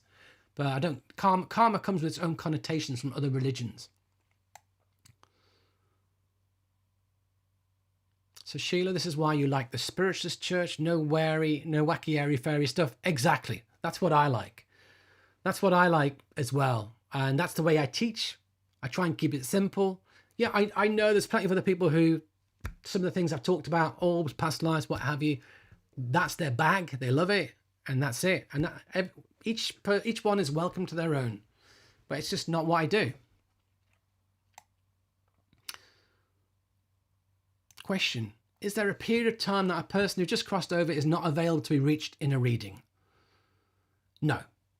Generally not. And if it is, it's a period of coming to terms with their passing. Many instances I've connected with. So there is a video on YouTube that I put up there. How soon can you connect with somebody in the spirit world? And the answer is as soon as they've passed, if they're willing to connect. Some people, if they pass in tragic circumstances or very suddenly, they may need a little bit of time in the spirit world to come to terms with what's happened. Remember, people from spirit have to want to communicate through a medium. It's said that they have to do a little bit of understanding and be briefed on it. It's, if you've got strong religious beliefs, it may not be your desire to connect through a medium. It may take a while for you to accustom yourself to your new environment, to understand the reality of the afterlife, to be able to want to think about that. So there could be that getting accustomed to your environment time, which can vary. There's reasons why people may take a long time to come through as well, which it's in the videos I've posted on YouTube. What I will do is, once this video ends and it gets uploaded, it takes a while for it all to happen, it gets sorted out. Sometime tomorrow, all the videos I've referenced that I can remember, I will post them in a comment so you can access them. So I'll guide you to where they are. That will make life easier. So, people don't go into a no man's land or don't go into a void before they surface in the spirit world, and there's a time limit. You've got to wait 8 weeks. Generally, though, if someone was to book a reading with me, generally I would say they're better off leaving it a month or two after someone's passed, to give themselves a better chance for that person to go to the spirit world, to get accustomed to it, and for if they have any limiting beliefs that would prevent them coming through a medium, for those to perhaps soften. But there's no hard and fast rules. If people have an understanding of the spirit world, it can be almost instantaneous. If people have been around mediums, it's generally instantaneous. Tony, I was asked to keep a spiritual diary, and looking back, I can see I've been making baby steps even when I felt like I was getting nowhere. Would you recommend this for all, regardless of experience? Yes, I do. I recommend people keep a spiritual journal or a spiritual diary to track their progress. I recommend you track what works. People have a habit of writing down what doesn't work. I recommend you write down what does work and write down the progress and write down the victories. And then, when things happen in your life that makes you question why you're doing this, you can go back and look at it. When inevitably somebody might rain upon your parade or upset you, you can go back and look at it. But a lot of people focus on all the negative things. In fact, I do have a video as well called Tools for Development.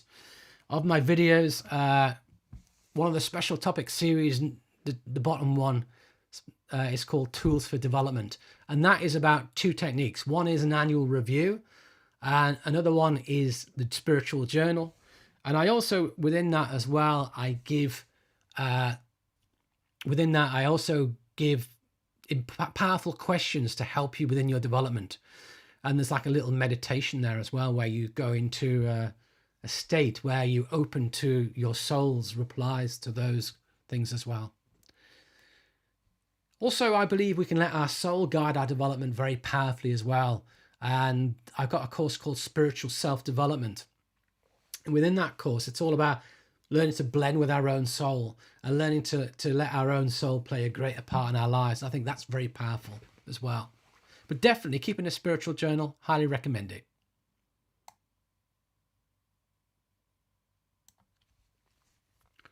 So Keith, sitting in the power is focusing on visualizing the light of spirit and the feeling of connection with spirit and nothing else. So sitting in the power is primarily an attunement meditation. When we work with spirit, we attune our minds to the spirit world. When we work with spirit, we're training ourselves with discipline of the mind. When we're working with spirit, we're blending with the spirit world. So sitting in the power is all about that blending. It's all about that discipline of mind. It's all about training our minds to do that. The metaphor we use, the visualization we use is to visualize the light of your own soul, the spark within, grow that spark, grow your own light, then visualize the greater light of spirit and blend and guide with that light. That is a very common visualization technique. But then we stay blended and attuned with the spirit world, and we just stay in that state of attunement. And something happens and you lose the focus and you go back. And something happens and you're drawn out of it and you learn to build yourself to go back. It replicates when we're working with spirit and we lose the link. We train ourselves to go back. When we're working with spirit, there's a big bang in the room. Something happens. We have to sort it out. And then we've got to get back into the link. I've been able to link to spirit while there's been a fire alarm, there's not a fire, a burglar alarm in the building going off non-stop. I've had to shout above it and still stay linked to spirit. I've had to work through all sorts of things. You wouldn't believe the types of things. A drunken heckler come into the demonstration and start shouting at me, and I'm to work and be professional and ignore it, just zone it out and work and stay connected.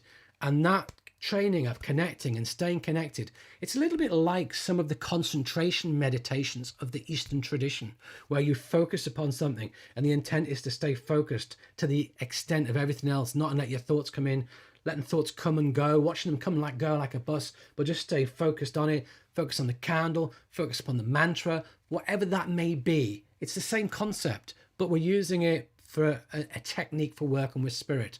That's how I perceive sitting in the power. That's how I teach sitting in the power. If you want to know more about it, there is, of course, a course on it called Meditation and Sitting for Spirit. I go into it in great detail, why, how it all works, the benefits. And also I do have a Sitting in the Power meditation download, MP3 download as well, and CD. But it's not just a simple question of visualizing the light. And what happens with a lot of people is they do sit in the power and then they just drift off somewhere. They think about something else and they go on a little daydream. Sitting in the power is never about daydreaming. Sitting in the power is hard to do because of the pure discipline of mind that is involved in doing it.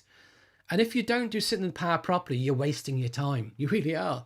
When you're working with the spirit world, you can't daydream and think about other things. No, you've got to be focused upon what spirit gives you and what's happening with the spirit world and with the spirit communicator. You can't be just thinking about what you're having for dinner or just daydreaming and being in a nice relaxed state, floaty. No, of course you can't. That's why sitting in the power is the best meditation. It is discipline. When I get groups together and I watch them do Sitting in the Power, you can see that some people understand it, see the discipline, and see them in tune. And other people just do their own thing. Sit, go somewhere nice, don't care. They're not sat with spirit at all. There's no connection with spirit. It's about as much use as a chocolate fire guard to do that. It's not going to help you at all with your mediumship. You've got to be doing the job properly. And a lot of what I hear, as I say, I hear other people talk about Sitting in the Power a lot. And there's a lot of talk now, a lot of videos out on YouTube and the like. And I'm of the opinion that a great deal of people who talk about it don't truly understand what it is, its purpose, and how it's supposed to happen. Because the way they talk about it, just drift off and daydream and flow. No way. That's not Sitting in the Power that I know. That's not the Sitting in the Power that I teach. That's not the Sitting in the Power that will actually help you. Anyway, I'll get off my high horse and keep talking. Thank you for debunking all my previous teachers pushing for rituals for protection, opening and closing chakras. I spent too much time and it never felt right. Absolutely. My first few circles I went to, I was told I had to ask for a cloak of protection, close down, grounding. If I didn't, spirit was going to leap upon me. My light would be burning bright. It would be like a moth, a light to a moth. All the moths would come at it. It never really made any sense to me. And then I talk to other people who don't do it at all. And how come they've got no problems? If we actually start thinking about it and applying reason and logic to it, and that's what I am as a medium. I'm a very logical, reasoning medium. I sometimes call myself a bit of a skeptical medium, because if you're going to show something to me and tell me it's true, I have to have proof. You can't just tell me that bad things happen. I need to know how it's going to happen, what the mechanism is. I want to know the detail. And you don't get that with a lot of teachers because they don't understand. They teach what they were taught. Their tutor told them that they had to close their chakras. I'm going to teach my students, got to close the chakras. Their tutors told them, protect themselves, shut down, zip themselves in a sleeping bag, turn their lights off, skulk around, not being the soul that you are. How can you? People close down, end of a circle, close them all down. They all start talking about what they've just done, and they're lit up, of course, because they're talking about spirit. There's no such thing as closing people down, really. It's bonkers, isn't it? Okay, so we're getting into the last 25 minutes. So I will bring it to a close at 9 o'clock, as I said. If you have found it helpful, if what I've taught you, what I'm teaching in this class is beneficial to you, as I say, you can make a donation through the PayPal link that you will find at the very top of the live chat. You can also make a donation through Super Chat. I believe Super Chat is enabled on the live stream, unless you tell me otherwise. I believe it's there. I don't know what happens if you click it. But yeah, so if it's not, let me know, and I will fix it for future reference. Okay, let's keep going. You say follow evidence to build story. How to know what to follow? In class, I got a man with a German Shepherd. I know two similar men, both had German Shepherds. How'd she follow the dogs? I would have known exactly. Someone's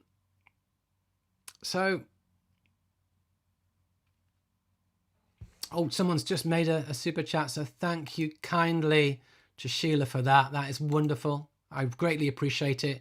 And nice to know it's working. It's lovely to know it actually functions.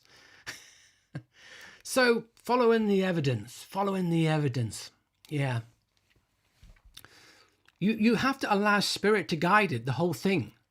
Because if you go chasing things with your own mind, you won't know what's important and what's not. And this is the problem with a lot of mediums. They allow their own mind to decide what they want, rather than blend, surrender, and allow spirit to give you what spirit need to give you, if that makes sense. So that's the thing. See, I don't know what the most amazing piece of evidence that will ever come out of my mouth is when I'm working. And the thing that I don't think means anything exciting whatsoever could be the thing that person desperately needs to hear in their life from that person. And I don't know. Who knows? Spirit knows. So I just let spirit give me what they give me. And if the right thing comes out for the right person and really touches them, wow, that's great. That's the thing, isn't it? That's what we want. But if it doesn't matter. All we can do is our best. But the simple answer there is that we allow spirit to guide it.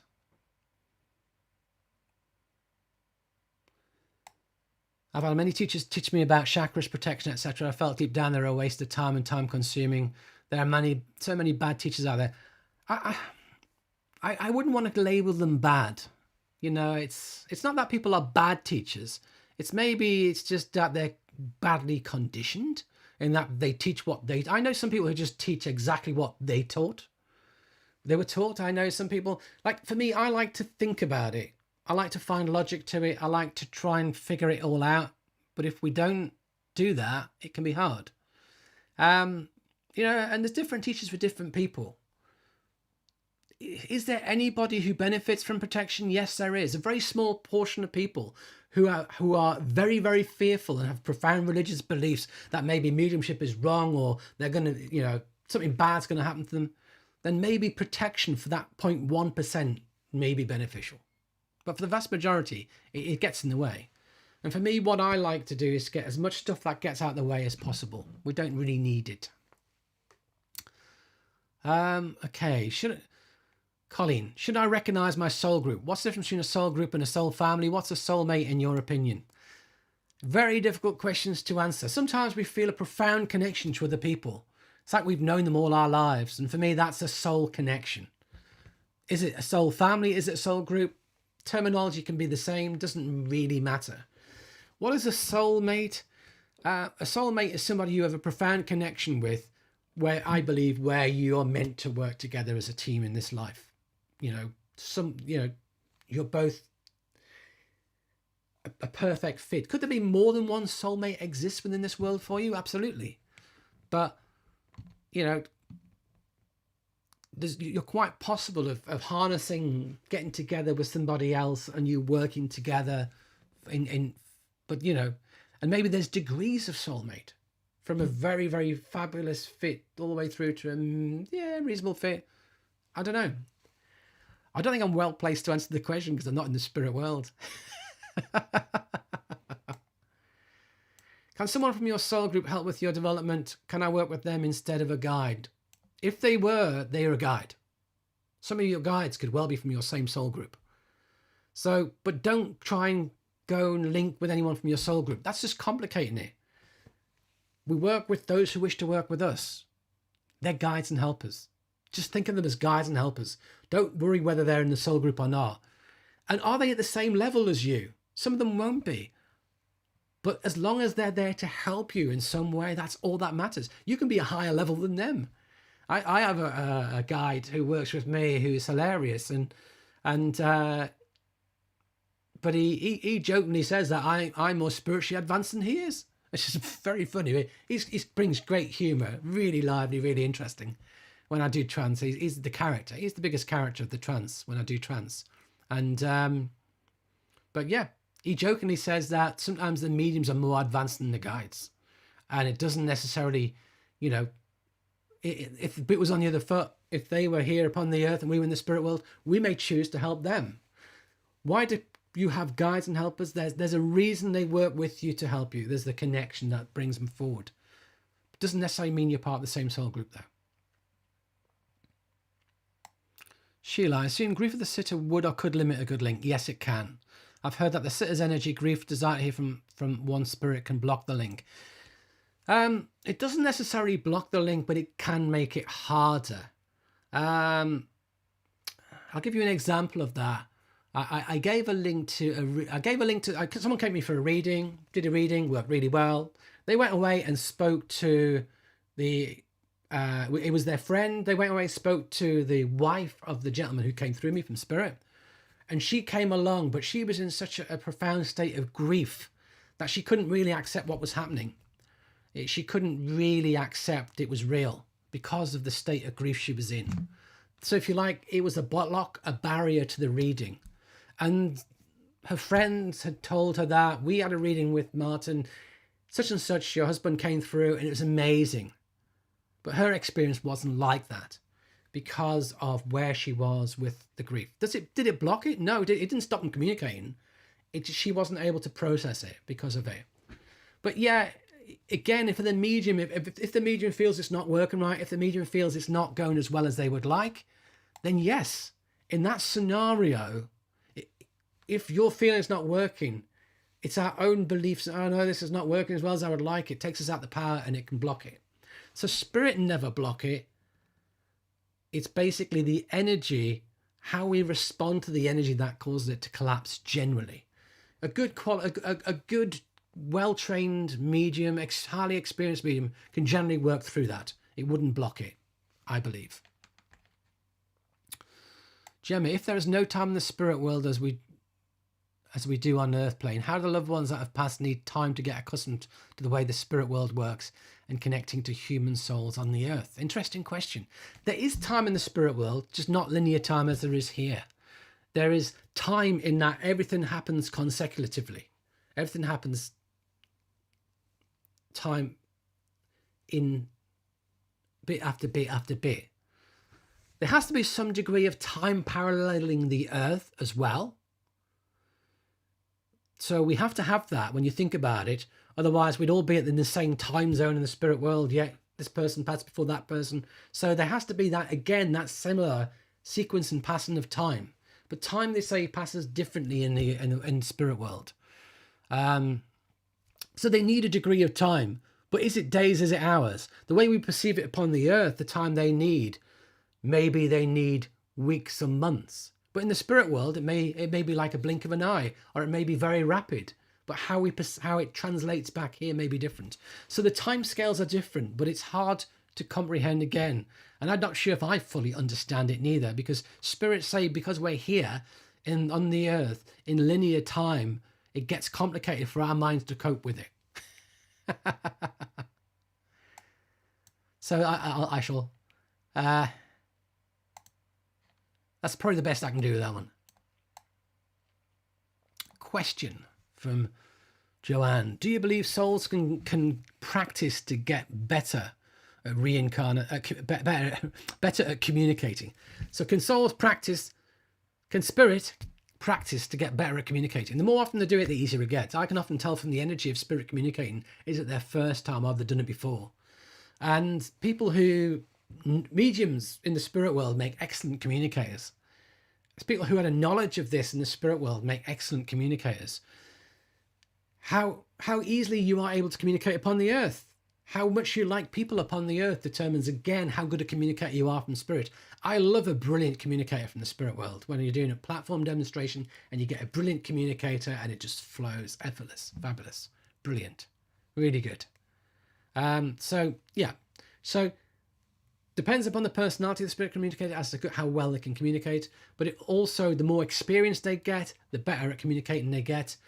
And they say to a degree they have to be given some degree of instruction or training. And it's not formal training as such. They don't go to a class on how to link with a medium, but they will be given guidance and instruction. And like anything, the more you do it, the more easier it gets. As you do mediumship, the more you do it, the easier it gets. So absolutely. So that will help.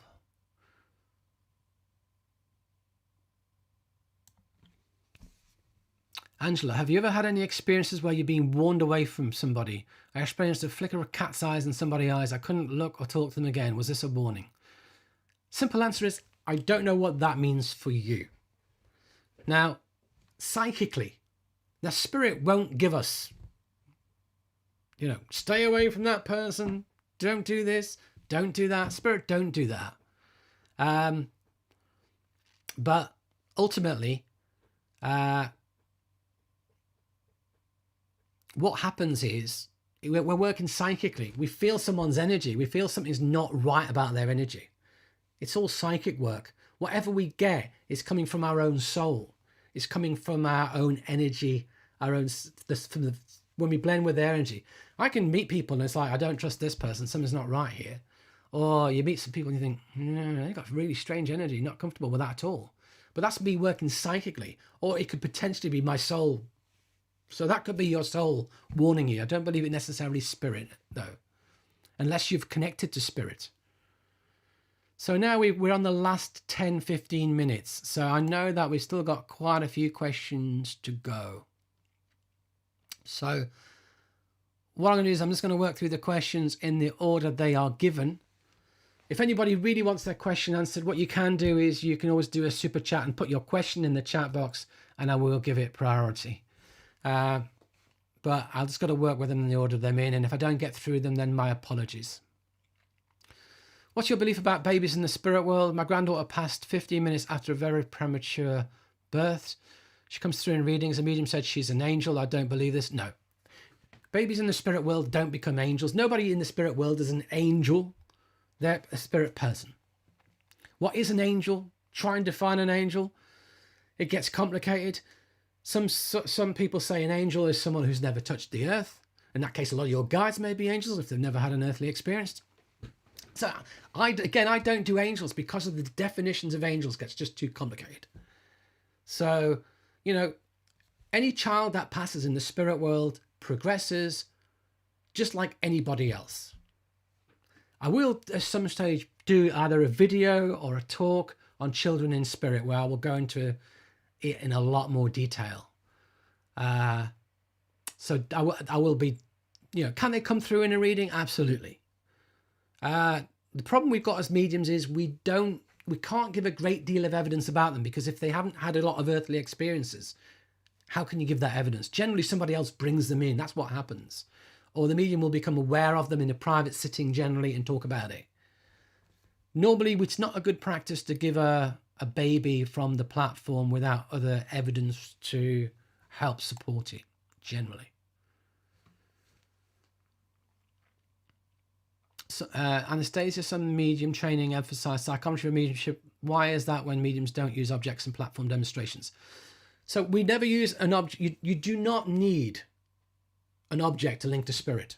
You don't need any tool to link to spirit. All you need is your mind. And it's not even your head, it's your mind. All you need is an empowered awareness within your mind to blend with the spirit world and receive information. If I say I need an object and I've got to hold an object on platform, everyone in the audience thinks that it works through the object when it doesn't. So that would give the wrong sense. So we don't want that. We don't want that. Psychometry is a psychic tool for the development of our psychic abilities and our psychic senses. Psychometry is nothing to do with mediumship. Psychometry is just a tool that trains the psychic. It's just as many other psychic exercises are. So psychometry is a tool to train the psychic. So we don't need, and generally in the UK in the past, there was something called the Fraudulent Mediums Act. And under the Fraudulent Mediums Act, it was a criminal offence to purport to do mediumship. It's not a criminal offence to do real mediumship, but it was a criminal offence to purport to do mediumship. And part of the law talked about the holding of objects. So because of that law, for a long time in the UK, there was effectively a ban on mediums doing mediumship while touching anything, because it could be construed that the object creates the link, and it doesn't. So that's a legacy of legislation from the Fraudulent Mediums Act 1951. But generally, it's a bad practice. If somebody says, give me a ring so I can make a link with the spirit world. No, you don't need that. I can make a link with the spirit world without touching anything at all. So don't do it. But psychometry is a very good exercise for training the psychic. And Gordon Higginson was well trained on psychometry. As I say, if you have enjoyed the class tonight, feel free to make a donation through PayPal, or you can use Super Chat as well if you would like to show your appreciation. I do the classes for free, but any little helps. So if you want to make a donation, you're more than welcome.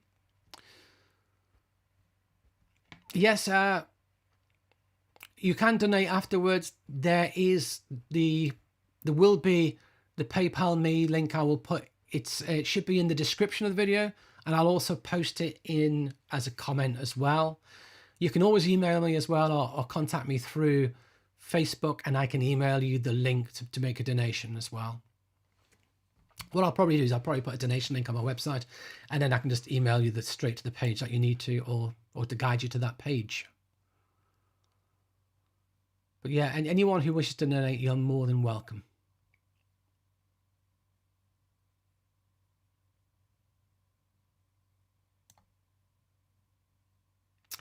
So Colleen, I've been studying mediumship for 36 months. How long often should I sit in the power, sit with spirit? I try to do it daily. Daily is the optimum. Daily if you can. For some people you can't. I'd say as long as you're doing it a good few times per week, 3 or 4 times a week as a minimum would be good. If you're only going to do it once every fortnight, you're not going to get so much benefit from it. But it's not necessarily the quantity of how often you see it, it's the quality. It's going back to what I was saying, it's doing it right.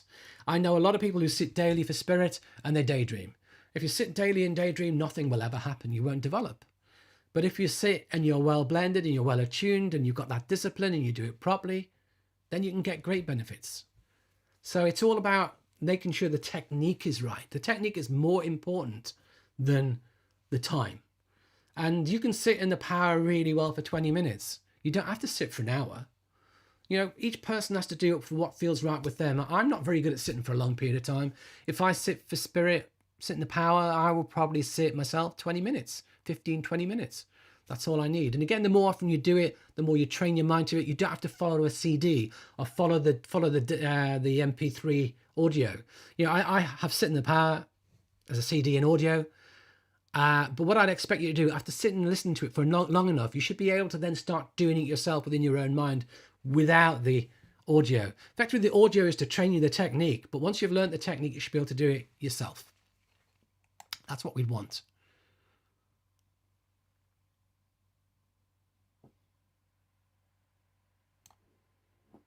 So I'm glad you're all enjoying them. And yeah, certification, yeah. If you don't know, I have a course in mediumship study program. Let me quickly pull it up and show you it. For anyone who doesn't know what that is.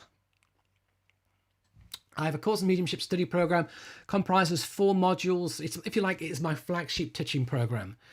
It's the modules 1 to 3 are the 3 that I needed for certification. And modules 1 to 3 comprise 15 classes and 15 tutorials, 30 classes in total. And you need to keep class notes for those classes, and then you can apply for certification to get a certificate of completion. Within that, there's a huge amount of content. For every module, there's 10 classes, and each class is about 2 hours long, some of them up to 3 hours even. So each module is at least 20 hours of teaching. The whole course, modules 1 to 3, 60 hours. If you throw in a special module on healing, inspiration, and trance, you're up to 80 hours. And yeah, I highly recommend that if you want to go through my teachings in a highly structured, logical way. And that's where you'll get, that's where I offer the most information. That's, I say, the flagship program. But then again, you can buy all the individual videos that I use in the program. The program is based upon 20 of my 24 videos. I've just put 24 videos on the screen now for you to see. The 24 videos, you can just buy whichever videos you want from the individually and work with them. If you ever decide to upgrade the study program, you'll get a discount for the ones you've purchased. So you never buy anything twice. I don't believe in selling anything twice. If you bought it, you'd get the discount. So you'd end up paying the same amount anyway. With a study program, you can, if you want, buy modules 1 to 3 at a discounted price. You save £20 if you do that, or you can just buy them individually and as you go. Thank you, Angela. That's very much appreciated. I really appreciate that. Let me come back to the main screen. Yeah, you'd appreciate a video on... So Alessandra, I bought your module last year. Did you update them? If so, can you buy the new ones? No, nothing's been updated. With the study program, they don't get updated. They are what they are. They were recorded a little while ago, but the content is still valuable, still good. And thank you, Diane. So they don't change. The way back, I did mediumship classes 1 to 12. I recorded them about 2009, 2010. They weren't originally designed to reach a wider audience, so I re-recorded the whole lot in about 2013 and 2014. And that's the last time I updated any of the products. So since then, nothing has changed. Colleen, you'd appreciate a video on children in the spirit world, as my family has many in the spirit world. I will do something. I may do a talk on it. I potentially may be doing a talk all about children in the spirit world. watch this space. If I don't do this organized talk, then I will probably put together a couple of video shorts talking about it. Just like I have a video short on animals in spirit, I would like to do a similar one on children in spirit. Or there's so much there as well, so much to cover as well by doing the the animals one. I think I took about 20 minutes.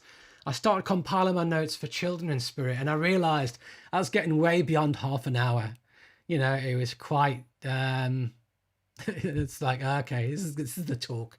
This is not going to be a simple class. And on one level, part of me has always been a bit reticent about talking about children in spirit because I've never lost a child.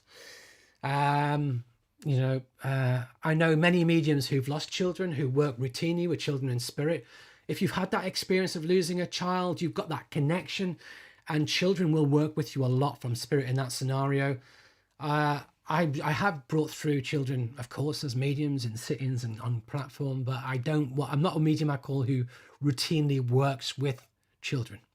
So yeah. So it's turned 9 o'clock. I think I've got to the end of all the questions by the looks of it. So thanks for coming. Do check out the channel. If you haven't subscribed to the channel already, please do. Please subscribe to the channel. I upload generally 2 to 3 videos per month on the channel. I think there's about 45 currently on there. Lots of good content. Well worth checking out if you haven't seen them. There's lots of interviews as well, long form content. Take a look at it. If you want to join my mailing list, there is a link, will be a link in every one of my videos to my mailing list. If you want to get notification of when I'm doing live streams as well. You should also get them through YouTube as well. You can support my channel, as I say, through, if you want to make a PayPal donation, there will be a PayPal link in the description below and in the comments. When the video ends, I will put that in. It may take a little bit of time before it gets uploaded by YouTube, but it will be there. As always, you can donate through Super Chat within the live stream itself as well. All donations are always gratefully appreciated. If you want to check out my videos, my courses, the study program as well, absolutely, please do. And thank you to everyone who's purchased a module or a course. I would greatly appreciate it. But I do hope you've enjoyed it. I will do another one. My intent is to do these classes generally at the end of a month. Last Sunday if I'm not working, but generally around the end of the month. I don't know what days work best for people. I know for a lot of you are not in the UK, are not local. I don't know if it was during the week, whether it would be easier or harder. I presume Sundays are easy for people, but then again, I know a lot of people are potentially doing other things with services and churches and the like. So let me know if there's any other dates that are better for you. You can post it in the comments below, or you can post it now. Let me know. Let me know any other topics you would like me to cover as well on my video shorts. You can post those again in the comments on the video, or just anywhere on any of my social media, or even email me as well. And I will try and cover some of those off. So thank you everyone for coming. Do hope you've enjoyed it. Do hope that you've got lots from it, and look forward to seeing you all again soon.